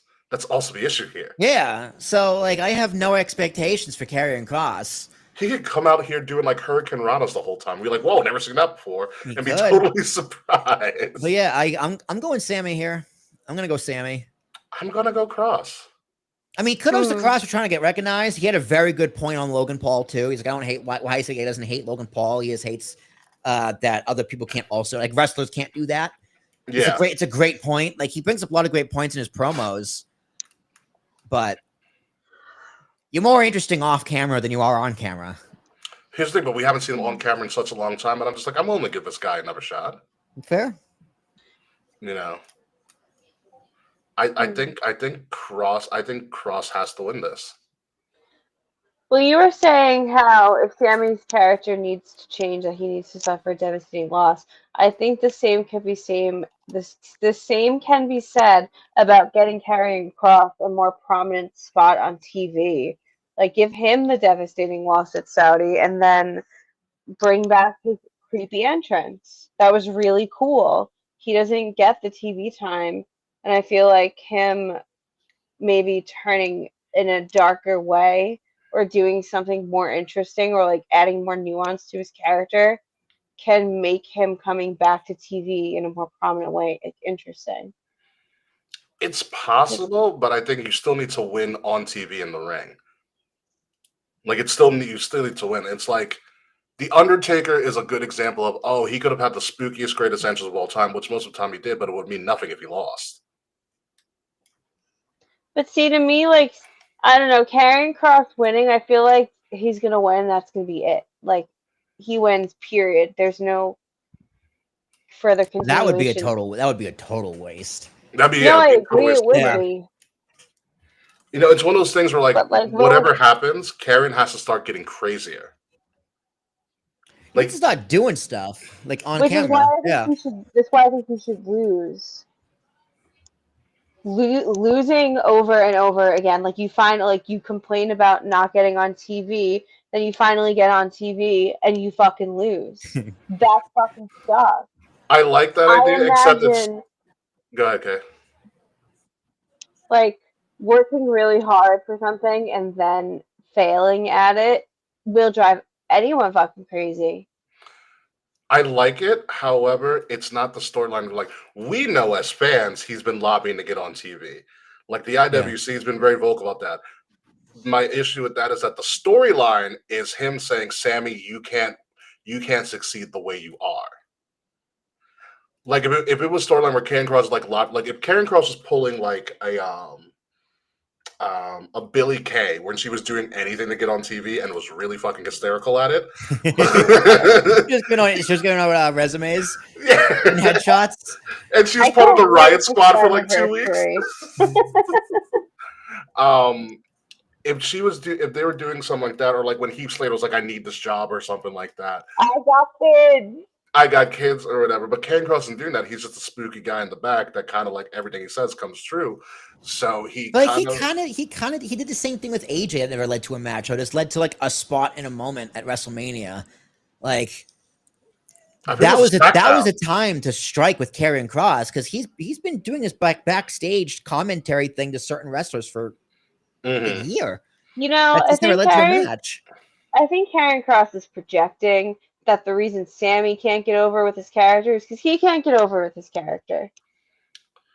I don't know. He laughed at Sammy punching him in the face. I was like, oh, that's a sign of someone who's really psychotic and doesn't give a damn. That was a great reaction. Yeah, he was like, I got him. Yeah, I got him. So yeah, I think the story is Karrion Kross finally gets his match. Like that's the story. Karrion Kross finally gets his match. You know, and we don't know what Scarlett's going to do because Scarlett's going to play a role in this. Because I think for Karrion Kross to be truly over, you have to include Scarlett a lot more. Yeah. Yeah. Also, because she's Scarlett. Have you seen that woman? She's so hot. Exactly. Thank you, Kay. It's also what worked the first time in his NXT run. They're like, wow, Karrion Kross is great, but like, wow, this Scarlett, like Scarlett was the entrance, if you remember. Yeah, I do. I'd love to see him and Scarlett be spooky with Aleister. I wish Aleister was more spooky because he's kind of just playing the serious Satanist, which is kind of a weird thing to say. Aleister Black's not really doing anything. I do want to see him and R-Troop go at it because they're both serious. He's just like Troop and he was like Black. I'm so interested in that. That's a match I never thought I'd be interested to see, but I'm interested. I don't know how Aleister didn't break character for that. Black. You called me Black. Like walk away. Yeah, I think so. Will, you're going Sammy. Kay, you're going Sammy. Mm-hmm. I'm going with the Cross Cult, as they like to call themselves. He also just got a new shirt on the shop as well, and it sells well. Which is like, I don't understand why WWE is waiting so long to fucking use this guy. I mean, clearly there's something there. I just hate his in-ring work. Other than that, I think he's great. Yeah. So I mean, I'll be interested to see when I do watch this, if I'm able to watch it live, what his in-ring work now, since we haven't seen it on TV for a long time. Yeah, has he changed his style, or is he still the same? Like big man from the late 90s. I think that's the most important thing. Like once he gets in that ring, what happens? Exactly. Or so we could see. And also Sammy's gonna come in as a major face. Major face. Yeah. Which I think plays in favor of Cross. Especially when to play him as the psychotic heel to get the heat. Yeah. He beat the Golden Boy in his hometown. Kind of. Pseudo hometown. It's a thing. Home nation, home county, like religious Mecca. I don't know. Yeah, I don't know the exact word for it. But that is the end of our Night of Champions prediction. So we're going to try to predict how this show is going to go. Is it going to be One Crown being the worst pay-per-view in the world, aka Exploding Barbed Wire Deathmatch? I will always bring that up. Or 10 Crowns being the greatest show of all time. Pretty much WrestleMania 40's finish. WrestleMania 40. Yeah. WrestleMania 40 as a whole, do both nights, even though it was cold night one. Very cold night one. So, before we get to that, let's recap where the standings are right now, just to give Kay a smile. In first place, Kay with 59 points. Second place, Will with 57. Third place, me with 56. There is a 3-point difference between all of us, so it is anybody. We got different predictions tonight, so we very might well see a new champion this time next week. Yeah. Potentially on the. Although I think Kay and I agreed on pretty much everything, so maybe for the not. most part, yeah. So if you We guys agreed screw up, because we agreed on Sammy. mm-hmm. We agreed Did we on agree on Asuka? We agreed on Asuka. We agreed on the first 4, and then the 2. You guys pick. I picked Raquel. You guys picked Rhea. I picked Cross. You picked Sammy. Yep. Yep. Kay and I agreed on everything. God damn So so looking at this again, if we sweep the first 4, and I just win the bottom 2, I'll be in. You'll be tied. I'll be tied at some point. Yeah. No, you'll be in second, and I'll be in second. I'll be in last. Oh boy. Yeah. Oh boy. Yeah, it's a toss. I don't like that. I don't like the idea of being in last, guys. I won last year, like pretty handily too. I've been consistently in last. Someone else's turn. Yeah, so it's going to be interesting, and then in 2 weeks from now we're going to have literally have to do Saturday night's main event, Evolution 2, All In, and Great American Bash. Ah, fuck me. In one show? They're all the same weekend. Girl. Can we do it after the Heat Dome? No, the Heat Wave's going to stop by Thursday. It's going to be like a 3-hour show. All In's going to take up a lot of time potentially. Saturday night's main event shouldn't be too long. Evolution, the big ones are All In and Evolution. Because we don't know what's going to go on with that, especially now that Liv is done. Like Evolution 2 is not going to have Liv or Bianca. That's such a bummer. Thank you. Which is wild to think about. The NXT title will be on the line at Evolution. I do know that for a fact. NXT Women's title will be on the line at Evolution. Smart. They're starting to book that right now with everything going on. But yeah, it's going to be a really, really long show. We might have Mance come on so we can crap on Goldberg for his one final match, which, by the way, it's still a big possibility that Goldberg might win. Honestly, he's gonna win, dude. Now that fucking Jay isn't king of the ring, yeah, I think Goldberg could very much win. That is 100% possible. He just retires with the belt. He deserves it. No, it's an easy thing. Goldberg wins and then gets cashed in on. Yeah. By Seth Rollins. Yeah, that's what I legit think will happen. Damn. And that's how Seth Rollins becomes world champion going into SummerSlam. Dude, what a bummer. Goldberg's career ends on a fucking cash-in. On a curb stomp. Although, honestly, it's what he deserves. Actually, you know how it's going to happen? He's going to get speared by Braun Breaker. Ooh. Oh, hell yeah. Yeah. Dude, that, he's like, that's revenge for my dad. Fucking, God, I completely lost my train of thought. I lost it. It's gone. It's okay. Mance is saying Goldberg is 100% going to win. Wow. It's totally possible. Oh, so I remember Gunther's promo on Raw. My God. Remember how like a few years ago I was saying Gunther needs some character, needs a little bit of character development? Well, there it is. Yeah. There it is. That's it. Mad. Like Goldberg is in like the best he's ever gonna be right now. He is firing on all cylinders. He is goddamn. He's got everything. He's the 5-tool player. You know what's really funny? If somebody did a side-by-side of like, remember like a couple Family Guy episodes where Peter got really muscular and thin? Yeah, I saw that. It's Gunther. Yeah, that's Gunther. He's just fit Peter. He's a fit Peter Griffin. It's really bad. If only he can do like a Boston accent or New England accent. It'd be freaking great. But yeah, that's pretty much all the show that we have this week. It is 8:22, so okay, you have a lot of time to watch Love Island. Jazz is watching it too. It's on. Right? Yes, I'm not watching it. I haven't seen a second. I just know she's watching it. Live into it. I took her down with me. I'm still holding out. Holding out. Hey, Jazz got me into Grays, all right? She's not going to get me into whatever the fuck Love Island is. I cannot get into Grays. I've tried. I can't do it. Don't. It's not worth it. There's so much unnecessary drama and things just happen. Like tragedies happen because a tragedy needed to happen in the script. Yeah. There's just no point to it. Love Island this season, it is not as good as last season. Like, It's giving Big Brother. We don't need to sidebar about Love Island because I need to go to the villa. You can go to the villa. You can stay for the post show for a little bit, Kay, and go to the villa. I don't want to. The air conditioner's over there. I'm over here. Is your air conditioner not that powerful? It is, but it's on the other side of the house. I would like to be next to it. I was just like, Kay, I've been in your place. I feel like it could reach. It could, but I can't feel it right now. Goodness. All right, we'll figure out. Any final words before I start doing the outro stuff? Yankees winning 3-0. Nice. It's progress.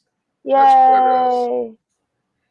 So, that's right. Ironheart comes on tonight. That's how I'm spending the rest of my night and everything. All right, anywho, let's get this show on the road, and maybe we'll have Kay stay for the post show. We don't know yet. Anyway, folks, you have been listening to Kings of the Rings podcast, episode number 412, Kaiser Game On. Watch the pre-show if you didn't figure out Kaiser Game On's doing coke again. Kaiser, that's too long. This isn't a Fall Out Boy song. Like you know what? It is now. Kaiser Game On is doing coke again. I don't want to put that out of the title. It might be Kaiser Game On. Kaiser Game On might be Kaiser Game On. Yeah. Again, might be the greatest episode title we've ever had in 10 I think so. I'll think that could be the full episode title. I kind of want to text it to Dave out of context to see his reaction. Kaiser Game On is doing coke. I think you should do that right now. No. He's like, the fuck, bro? How do you know? Dude, come on. Jesus. My God. Anyway, episode number 412, Kaiser Game On potentially is doing coke. And I don't know. You can follow me at Ambassador Biggs. Put it in parentheses. That would be good. Yes. Parentheses is doing coke again. Yes. You can find me at Ambassador Biggs across all social media outlets. BIGZ Ambassador Biggs. Follow Kings of the Rings podcast at KOTR_podcast across all social media outlets. Like, share, subscribe, leave us a 5-star review. Buy some of our fantastic merch that Kay is rocking for this show. I'll rock some of the merch next week. The link to that is in the description below. If you're listening to us, please make sure you're listening to us on Wrestle Addict Radio, the cure for the common wrestling podcast, and follow Wrestle Addict Radio socials at addict_wrestle on Twitter and at Wrestle Addict Radio, all one word, everywhere else. The links to that, again, are also in the description below. Will Tarashak. Yeah, man. This shit's so much fun sometimes. Episode title. See, Ricky, this is why I always had to show it's like, I was going to make up a show title in the episode. We'll find it. And it always comes up. It always pops up. That's a secret to podcasting, ladies and gentlemen. It really always does. Okay, what's going on in Love Island? Please, I guess enlighten me. Smarten me up. All right. Do your outro first. Then explain to us what's going on in Love Island in the post show. All right, y'all. Well, I will be doing coke again across social media at KAE_FAVE. I will not be doing coke on social media, y'all. I'm trying to find a job. I'm gonna have to mute that part of the episode when I you know what? If they got this far, good for them. Touche. If they got far enough to hear me say that I'm going to do coke on the internet, then they had a good listening experience. You can find me on TikTok and Instagram not doing coke at KAE_FAVE. Yeah, that's right. Confuse them all. Yes. You never know what I'll be doing. It's an illusion, Michael. Check out our Pride merch. So, we have another week of Pride. Please support Trans Lifeline. If you live in New York City, you have 40 minutes to vote. Fucking vote. Get online. The polls close at 9 p.m. Eastern. Wow, it's really for New York, 9 p.m. If you that's don't messed vote, up. Andrew Cuomo's probably gonna win. Yeah, no, literally. That's literally probably what's gonna happen. You don't want that? I don't want that. The polls opened at 6 a.m. and they closed at 9 p.m. Zohar Mandami was doing a press conference in Astoria Park at 5:30 this morning. And put it this way: if you do vote, a socialist is gonna win. So, yeah. Democratic socialist. So enjoy your options, New York. I don't live in New York City, so I don't live in New York City either. So have fun. I pay your taxes though, so fuck you for that. Well, you shouldn't have worked in New York City. Anywho, folks. Hi, Boris. Let's clean the tension. Anywho, folks, whenever we come back, we may take next week off because we have such a big show the week following, and also 4th of July and whatnot, and things like that. But when we come back, we'll talk about the fallout from Night of Champions. If we have new champions, if someone cashed in, if someone didn't, and at least we'll start to talk about AEW. And oh yeah, there's this thing called Slammiversary we kind of have to get prepared for. So we do have to kind of incorporate some TNA stuff. So there's a lot of wrestling going on in July. There's a lot of movies to watch in July. Superman, Fantastic Four, another Jurassic Park, because we can't leave freaking dinosaurs alone. So we've got a lot to discuss next month. So happy end of Pride. Make sure to buy some of our merch. Goodbye. Good night. We'll see you soon. And one of these days we'll make Slack notes. Haha, I'm kidding. Fuck you, Slack. We'll see you soon. This has been a Wrestle Addict Radio branded podcast. You know, I don't mind paying New York taxes.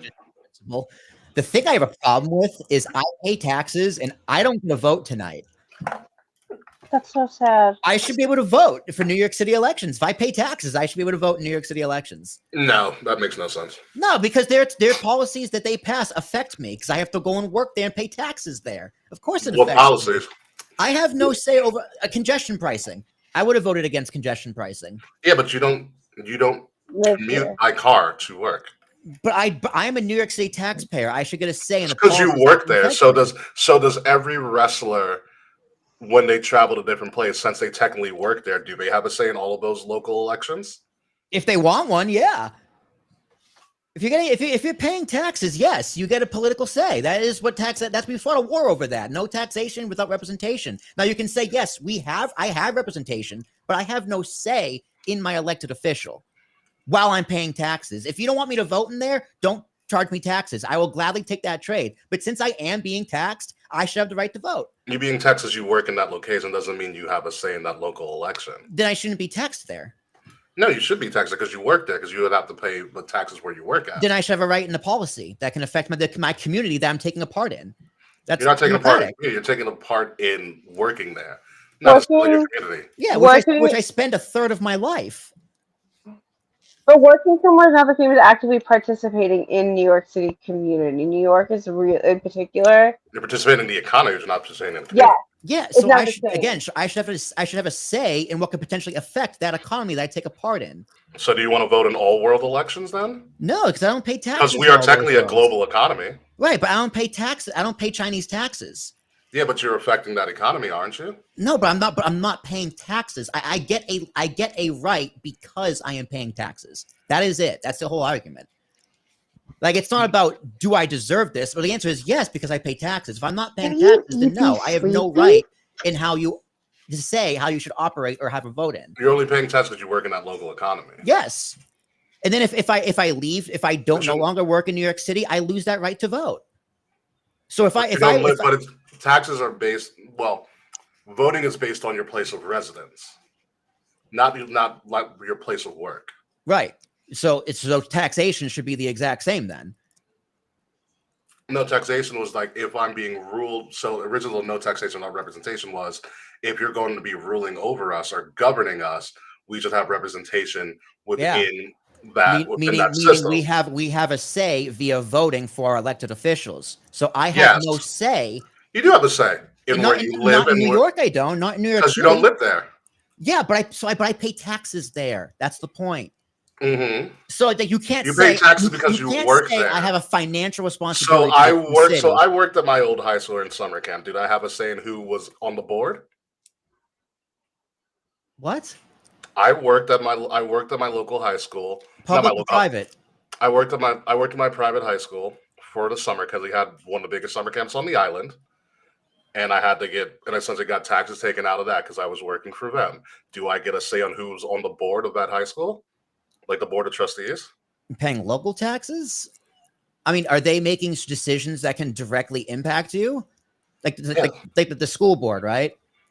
Or the board of you vote, but you vote for those in local elections. Mm-mm. No, I was private school. Private school? Oh, then you get no say in anything then. It's a private school. But your whole thing is like, if I pay taxes based on because I work there, then I should have a say in what's going on in that local community. Because if I am paying for the public, that's what taxes are. It's paying for the public. I am paying for goods and services, right? But it's for the public. The public of wherever you're at. Yes, and And where you're at is where you're at is indicative of where you live. That's right. what they're going But with. am I not part of the New York City public and ecosystem? In terms of working there, yes. By working there. So how much of my waking hours do I spend in that location? More time, arguably, than no, because I sleep. So scratch that. More waking hours in that location than the location I currently live in. Yeah, but you live there. You don't have to go in and work there. I mean, if you want to make money, yes. No, I know that's correct. That's correct. And as soon as I leave that job and like go live somewhere in New Jersey, then I'm not getting taxed from New York City. So I no longer have a say in how that politics is run because I can avoid it easily. If I work in New York City, it's not easy to say. It's like, oh, just find another job. Like, okay, that's easier said than done. So. Yeah. And part of that is because of policies that have passed in New York City that I have no say in. Yeah, because you don't live there. But I pay taxes and contribute to the system that is oppressing me, that I have no say in. It's not oppressing you; it's taking it out. I mean, we technically don't have a say in our but it's something I can't avoid that I have no say in.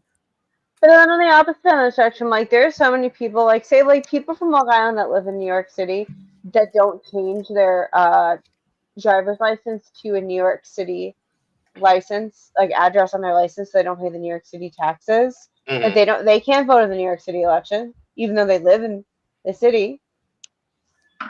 That's crazy. You live in the city and you can't vote in the city? Because on official documents your residence isn't there. Because legally your residence, if you're legally your residence is Long Island, even if you live in New York City, like on the low, like you are on paper not a New York City resident. Correct. Right, because the city is 5 boroughs. Yes. Because the mayor only has jurisdiction over the 5 boroughs. Correct. Yes, so why would anyone outside, like unless you're paying taxes, anyone outside of that community shouldn't be able to vote?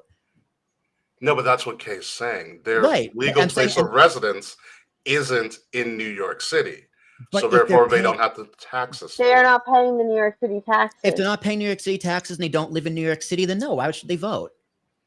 But they aren't paying New York City taxes and they live in New York City but claim Long Island as their residence. Correct. So, tax purposes, they are a Long Islander. On paper, they are a Long Islander. But their house, New York City. Does that make sense? But where in New York City? Anywhere. It's just an example. Like a lot of people from Long Island don't. So they live in Queens, but they have their registered addresses like Westbury. Somewhere in Nassau County. Yeah. Westbury. Yeah. Correct. That's what I'm trying to say. People do that to avoid paying the New York City taxes. I didn't do that. So they own both properties then? No. Right? So how is this like a PO box then? Like how do they do that? There's no home ownership involved here. We are a renting city. Right. So how can you just set your address as somewhere in Long Island when you don't like live there or have any association with it? So say somebody that moved from Long Island, right, into the city, to New York City. So say their legal address is their parents' house on Long Island, right? But they live in New York City. Then I would say that's your actual address. Like I would say, you can't use that Long Island address because you don't live there. Yes, but people do that. They don't know that. But as a result of people that do that, you are not able to vote in the New York City election. Well, are they paying New York City taxes? If they work in New York City, right? I guess. Yeah. So yeah, they should have a vote then. If they pay New York City taxes, they should have a vote. I would disagree with that. Just because you're contributing to some local economy doesn't mean does not mean just because you're working there in a location doesn't mean you have a say in what's going on in that local government. Like, and that's a direct tax too. That comes out of my paycheck. That's automatic. So like, I literally have no say in that tax or how that tax is implemented or how that policy is even run. I have no say in that, and I'm just taxed for it. Like federal government, but you can't make that argument for like federal government because I can vote for my senators. I can vote for my House representatives. I can't argue property tax because I can vote for my local representative. Like this is the only tax where it's like I have no representation and no say in who that representation is. That's because you don't live there. But I work there and I paid for it. That doesn't matter. It does matter. No, it doesn't. You can't just take my money and then not say I have a say in what it goes to. Then don't take my money. Then you don't have want me to pay stay, New York then move to New York taxes. City. Then there is no reason for me to pay New York City taxes then. Again, does every NFL player have a say in all the local governments when they play in a different city? NBA players, NHL athletes, Major League Baseball athletes. Well, no, because do they pay state taxes or do they pay? And every place that you work, They have to pay tax. They have to pay taxes for all 50 states. Then or whatever cities or states that they play in. Yeah, like if Miami has like a local tax, I guess I don't know if Miami has. Well, that's the thing. Like if they're do an event out of Miami, and they get the paycheck, I guess local, state, like city taxes, I guess have to be auto deducted. Mm-hmm. Or if they're independent contractors, they have to file it all at the ends. Like that sounds like a fucking nightmare. I mean, I can imagine what wrestlers go through too every year. Dude, I want completely sideberg. I'm gonna ask some of my CPAs, some CPAs I know, like, how do wrestlers pay taxes? Because maybe this is a different tax they pay that covers like all 50 states or something, or it's a super high federal tax. Which would be great for them. Right? Because it's just for the sake of paperwork. That's so many tax forms, especially if it goes even across cities. Like if they play the Garden, they have to pay New York City taxes for those 2 nights a year. Yeah. Like that would suck. Exactly. But see, again, I think that's I think that kind of deflates your argument a little bit because they are providing a service. Granted, that service be entertainment, in place, but that's not where they live. It's like, what is it? Jeter was playing for the Yankees, but I think he still resides in Florida, right? He might, yeah. And I think it stops people from influencing. It stops bigger people from influencing local elections just because they worked in some place. Like if John Cena, who still lives in Tampa, but like performed at like in Braintree, Massachusetts, and he was like, well, I'm voting for this person in Massachusetts, and you should too. Well, I guess he doesn't live there. I guess you'd have to say they would get a special exemption then from something like that because they're literally everywhere. Like they don't have they're not like you said, they're not part of those communities, right? Yeah. They're touring around, so they don't really have a community. So fine, you would make an exemption for like entertainment, like people touring, business, like jobs that require touring. Mm-hmm. It's like, okay, because you're not really a part of that community. Fine, I am very much a part of the New York City community. You're part of the working culture. Yeah, that's a big part of your city. That's the biggest part of your city. You still don't live there 24/7. If you live there more permanently, then it'd be different. Kay, you had your hand raised.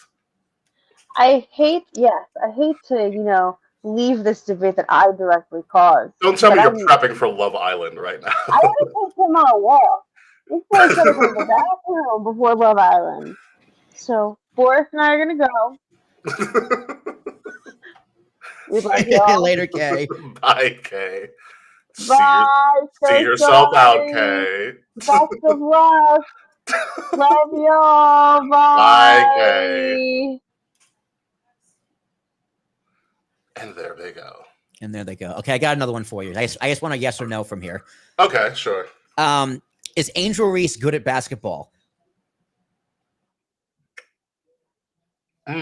Okay. When you say good at basketball, what are your metrics? Do you want a yes or no? I just want a yes or no. I would say yes. Yes? Mm-hmm.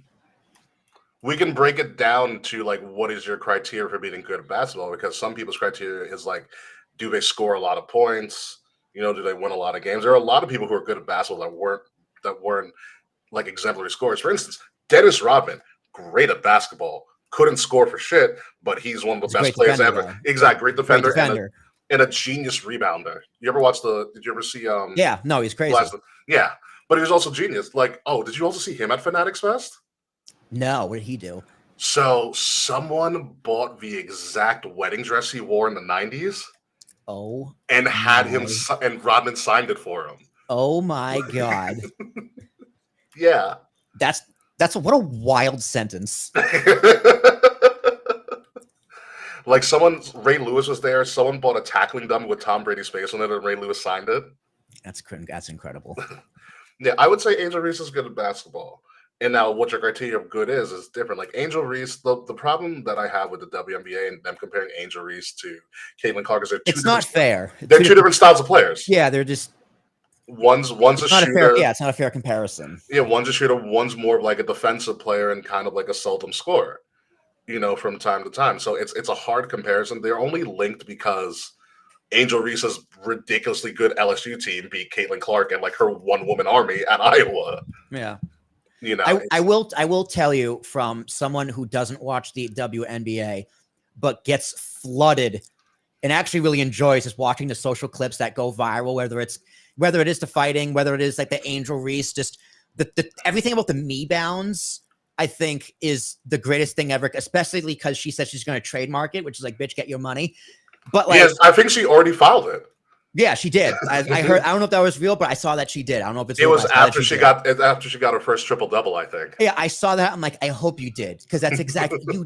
And when people's like, yeah, she sucks at. I get, but that's the only thing I see. Right? Yeah. Is just the me bound stuff and people shitting on her for that. I don't see anything about her defensive game at all. Like zero. I couldn't tell you the first thing about her defending. She's a fantastic rebounder. She was like, she had a double-double like a lot of times in her rookie year last year. Like she was doing well. She gets her own rebounds.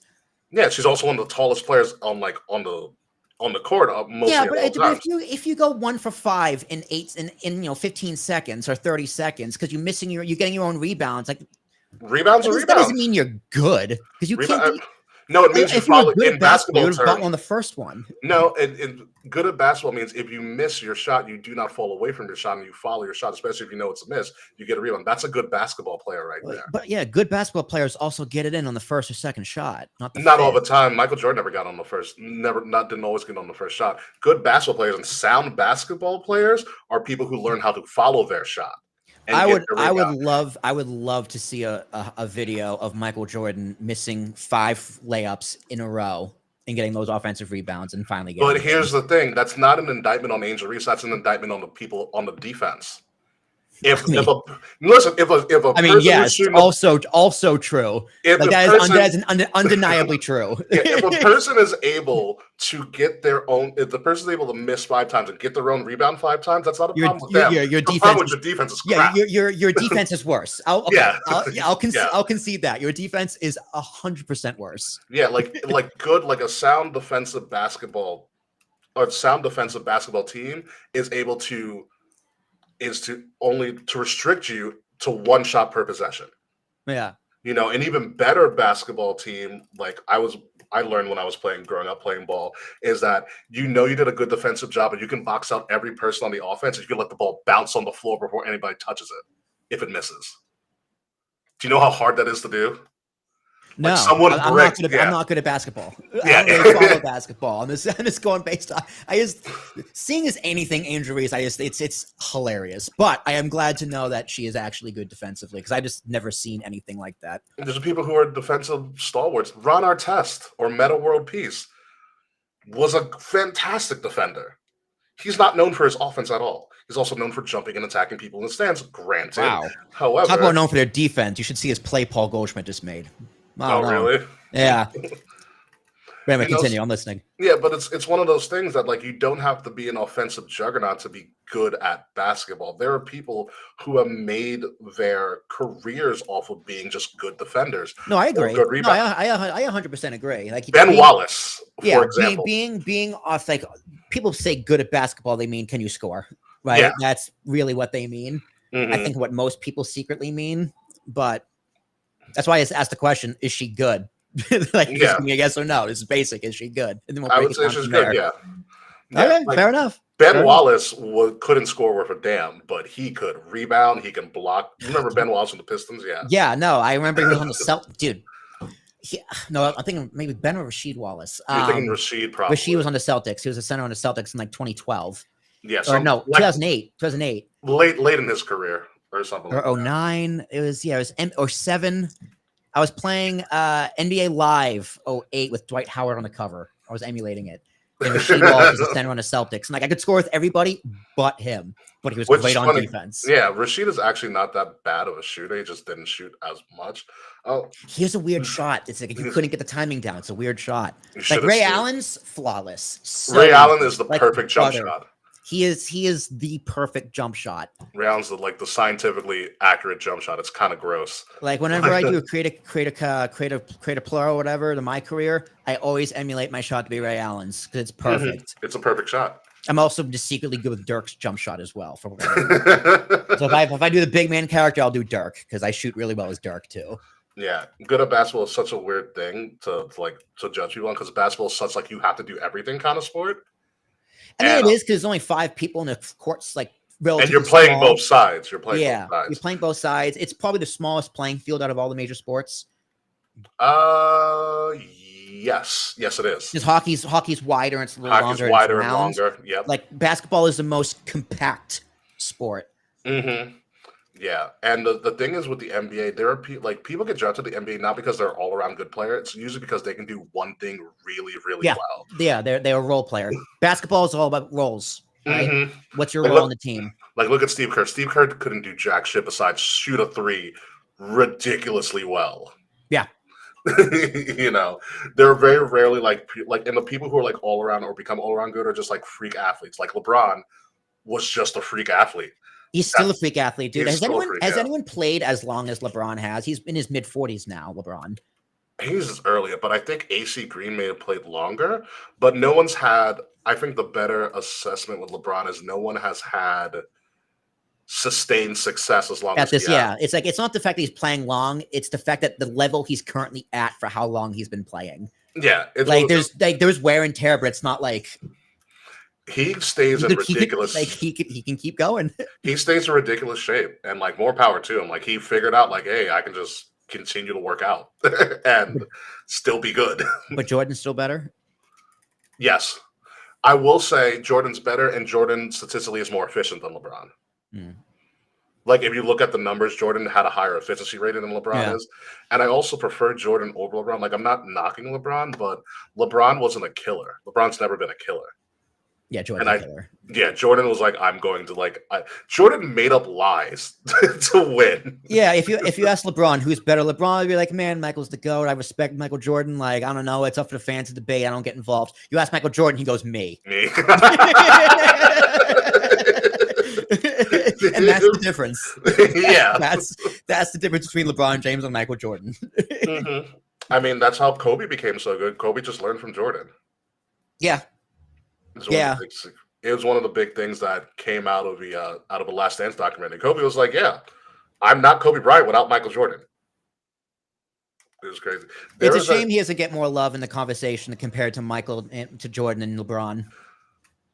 I know he has the resume, he has the accolades. Kobe has it all. Sometimes, and just because like I prefer people who are like killers and ruthless, that's why I pick like Kobe over LeBron. Like if it's push game and stuff, like game on the line, I choose Kobe.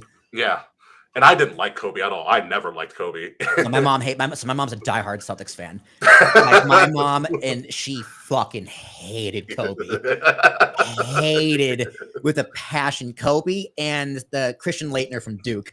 My mom hates those two with a passion. Well, not Kobe anymore because he's dead, but as a player, she hated him. Did you ever see the ESPN 30 for 30 called "I Hate Christian Laettner"? No, but I know all about it. You need to. It's a whole documentary about why you're 30. It's a 30 for 30 about why you're not supposed to actually hate Christian Laettner. I mean, he's had a game-winning shot. What do you want? And he's the only member of a dream team from college.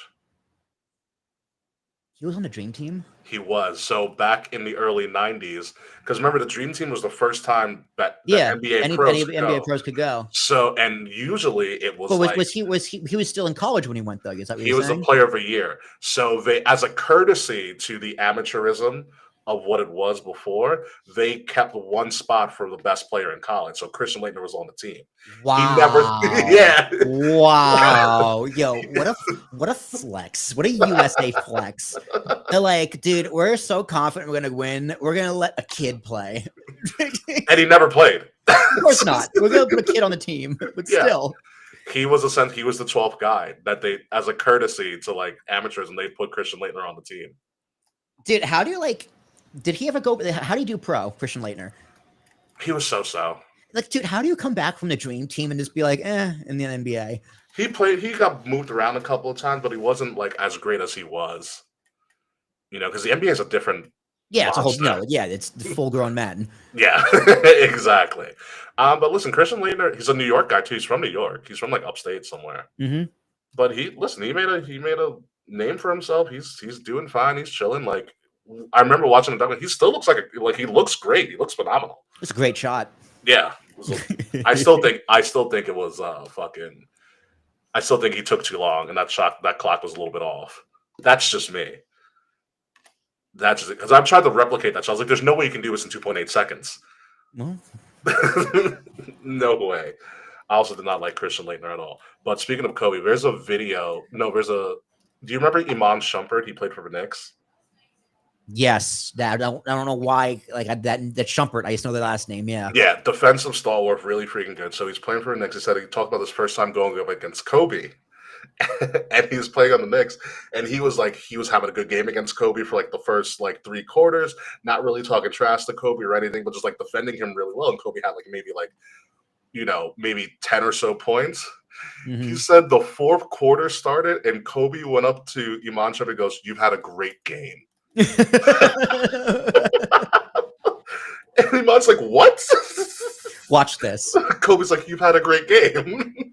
And he said Kobe went off for like 25 on him in the 4th quarter. Iman's like, my coach is looking at me like, "What are you doing?" It's like, I don't know. It's like, Kobe. Kobe.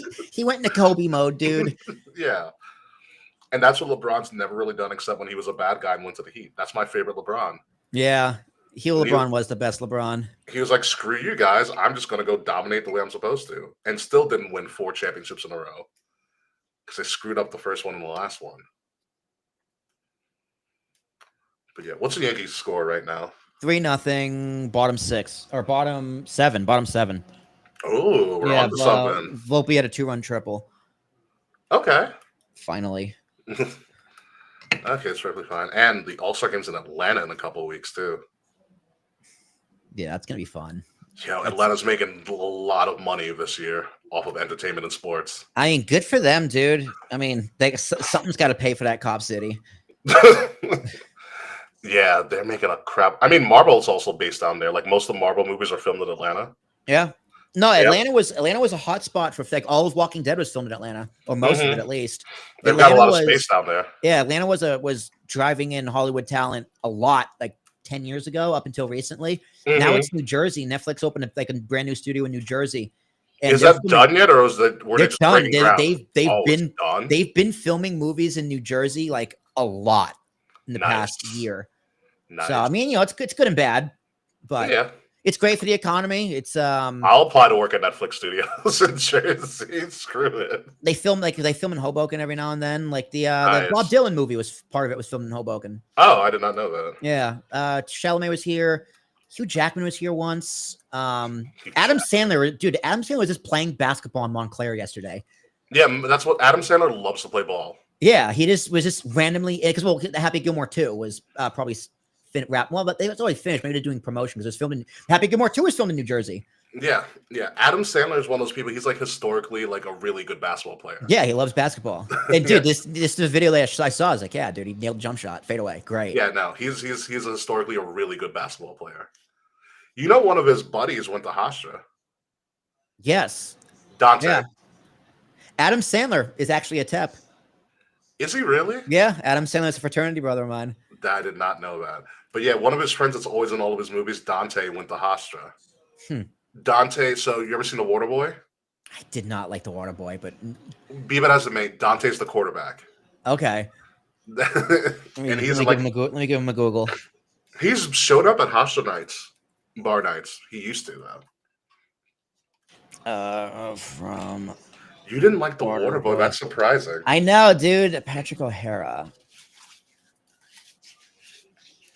Or we called him Dante. What did you not like about The Waterboy? I don't know. I didn't like it. I didn't hate as much as Little Nicky. I loved Little Nicky. I thought Little Nicky was really freaking funny. It was the voice. It was the voice was the worst. Popeye's chicken is the shiznit. Oh, this dude. I know this dude. Yeah, this dude's in like all his movies. he's really funny. And the guy behind him too is always the other guy with him. Yeah. Like these two are really funny in Big Daddy. When the other guy's a straight friend, but this guy is the gay friend. The other guy. It's just a gag the entire movie, and it's just like, it's so random. It's so fucking funny. He's gonna see her at home and they start tongue kissing. Oh, it's too funny. Wow, you didn't like The Water Boy. You know you know what makes The Water Boy really funny is that Henry Winkler's in it, and when you remember that Henry Winkler was the Fonz, Yeah, it was the Fonz. it makes it funnier. I love The Water Boy. Water sucks. It really, really sucks. Water sucks. Gatorade. I think Mr. Deeds is still my favorite. Mr. Deeds is really funny. From Winchesterton, Fieldsville. Yeah, Winchesterton, Fieldville, Iowa. Mr. Deeds is funny. Big Daddy's really funny. Big Daddy is also up there. I mean, Billy Madison and Happy Gilmore are in a league of their own. Like they're special. They get like, you know, whatever. But yeah, Big Daddy's up there, especially because you know that the kid is just Dylan, Zach and Cody. Oh, is that really Zach? Yeah, and Cody? Julian is Zach and Cody, the Zach and Cody twins. And you also have Jon Stewart as like the dumbass. Yeah, like, Jon Stewart is just like, dude, I wish you still I wish you kept acting because you're a great actor. He's really good. Jon Stewart's a great actor, dude. I love Jon Stewart. He needs to run for office. God, have you ever? He used to have a podcast where it was like whatever. Yeah, with the Apple podcast. Mm-hmm. You know why? Have you ever seen the video versions where he would like attack like he didn't attack, but he had a discussion with like a state senator from Oklahoma about like gun laws and gun registration. I didn't see it. I didn't watch it. I listened to the podcast. I did not watch it because that video was on Apple TV. Okay, but yeah. It was the problem with Jon Stewart. The problem, yes. Yeah. So I listened to the podcast because the podcast was also incredible. He did very similar things with like the Treasury Secretary. And didn't he have Hillary and Condoleezza Rice on it? Yeah, he did have Hillary and Condoleezza Rice, which was a little disappointing because he didn't push as hard as he was too respectful, in my opinion. He didn't push as much as he needed to. I know when he goes like current people in office, whether it's state or federal, he goes in on them. Yeah, maybe it was just like you guys aren't in power anymore, so what's the point of beating up on you? Yeah. Which I understand. Like, I get it. It's also two of the most powerful people in American history. It's kind of hard to push back. Yeah. Because they always get up and leave. Yeah. They will too, because they're that high and they're that snooty. Those fucking get up and leave. Yeah. So yeah, no, I miss when Jon Stewart debate people. Yeah, but everything he does on a Daily Show is just like, dude, why are you so right about fucking everything? I love when he. You know what's really funny? It's crazy because like I feel like they don't like each other, but they also kind of respect each other. Bill O'Reilly. Bill O'Reilly and who? Jon Stewart. Jon Stewart? Yeah, no, they respect each other. Yeah, I was like, I know they don't like each other, but they respect. Yeah. Like John's like, listen, I also did this in an entertaining way. You're just not admitting it. Like, so like I can't be mad at you because it's hypocrisy, but also fuck you because you're not admitting it. Yeah, I mean, listen, Bill. I'll give it to Bill O'Reilly because he continues to go back to John. Like he continues. Yeah, no, Bill O'Reilly is no. Say what you want about Bill O'Reilly, and there's a lot to say about Bill O'Reilly. He's not afraid to go in the hornet's nest. Yeah, he'll go into enemy territory. Mm-hmm. So it's great. Did you see? You can find it on YouTube. It's a great back and forth for all the ridiculous reasons. Jon Stewart, I think a couple weeks ago, had Stephen A. Smith as the special guest. I saw a clip, and because there is that, it was probably I should probably go listen to it because those two, Stephen A. is also, he's very good at making his point. Whether you agree or disagree with him, Stephen A., it's like, I see what you're saying. He layers his points really well. He does, even when like they're wrong. Yeah, it's still well layered. But yeah, those two would probably had a really, really good conversation. A lot of it broke down about the Knicks. Yes. At the end. Yeah, of course. Because at the end of the day, dude, they're both still entertainers. Yeah. No, and again, respect. They can't. They'll punch each other, but it's gonna be like a respectful conversation. It'll be respectful punching. Yeah. It was really good because when I saw it, I was like Stephen A. and Jon Stewart. Yes. That's 20 minutes not wasted at all. Dude, that's a great political ticket. Not gonna lie. Vice President Stephen A. Smith. That reminds me of, you ever see Head of State with Chris Rock and Bernie Mac? No, but that sounds incredible. Yeah, it was way before Obama. So Chris Rock plays an alderman in DC, like the lowest of the low in government. In local government. And I don't remember it was the Democrat or Republican Party choose him to run for president of the United States. And so he's like, well, I want to have my people. And so he chooses Bernie Mac, who's a bail bondsman from Chicago. Mm. And they run the political campaign. Amazing. It's such a gag. There's one part of it where they like approaching him about this and like, what do you think when we say you're going to be president of the United States? And then cuts to him like with the presidential song and he's waving and then he just gets shot.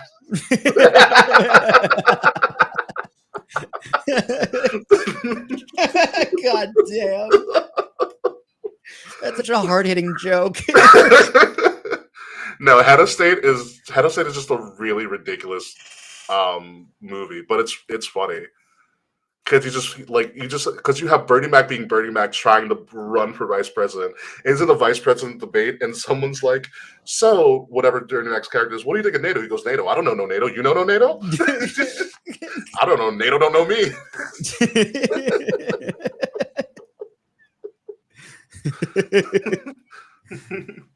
He did run as a Democrat against Sharon Stone's cousin. That's true. Yes. Amazing. Yes. The other guy running was Sharon Stone's cousin. That was his claim to fame. Oh my god! And I think Sharon Stone's cousin was "God bless America and no place." He said "God bless America and no place else." That was his tagline. What's more American than that? I mean, dude, that's that. Fuck, dude, I can't believe no one's used that. Because it wouldn't work. It would totally work. It would have worked for Trump, actually. Make America Great work. Make America Great Again worked. There was, you ever listen to Christopher Titus? No. You would love Titus. I don't know who that is. You never saw the show, Titus. I think you were too young for it. So Titus is this white comedian. Titus is hysterical. And one of his jokes and one of his specials was about how like the best political models are things with like three syllables. Yes, we can. Yeah. Or whatever. And then he like slid it into like what the Nazis used to say. He goes, "You see how easy that was?"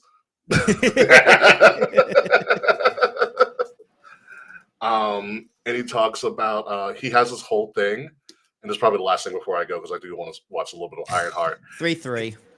3-run homer. No Isinga double with the bases loaded. Boonsha took him out inning like batter before. His defense wasn't sloppy, but it was just hard to handle balls. Jazz couldn't get it at third. Volpe couldn't get it at short. Just hit it too hard and it bobbled off their glove. Gotcha, dude. So, the Yankees infield defense is bad. So he talks about like school shootings or whatever. He goes, because he was like, he's like, the one thing that'll stop school shootings, like, don't arm the teachers, arm the children. That's your answer for everything. Arm the children. I think that's kind of the problem. The children are armed. No, but like having all of them armed. Right. It's about if you watch his first big special is years ago now. It's called Norman Rockwell is Bleeding. Oh boy.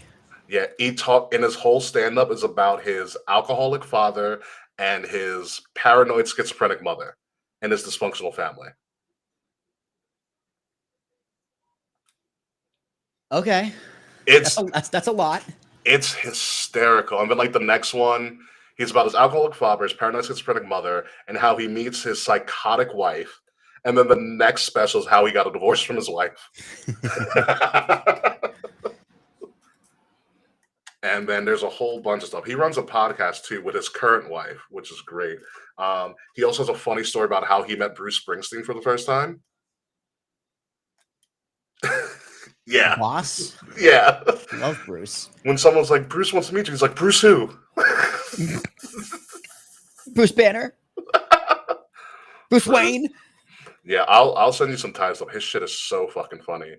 There's this one, like, he did one out post-pandemic where he's talking about how he used to shit on millennials.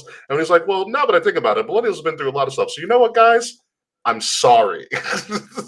Enjoy your participation trophies. I mean, where's the lie, dude? The millennials have been going through it for a long time. Yeah. I mean, as bad as I feel for millennials, I also feel bad for Gen X because nobody talks about them. Yeah, you're either a boomer or a millennial. You leave Gen X alone. That's why. Gen X is like this. Let them actually run things. Let them do what they want to do. They're fine. Let them be okay. But They had the tough job of raising millennials. well, my parents are technically boomers. My parents also probably boomers. Yeah. So, be it as it may, it is now. It's like, what is it? It is 9:07. You have 7 minutes past Love Island. No, it's 84 degrees in my apartment right now, so I need to turn back on my AC and get the fuck out of it. All right, so we will see you guys next week or the week after that. We'll figure it out. Bye, some.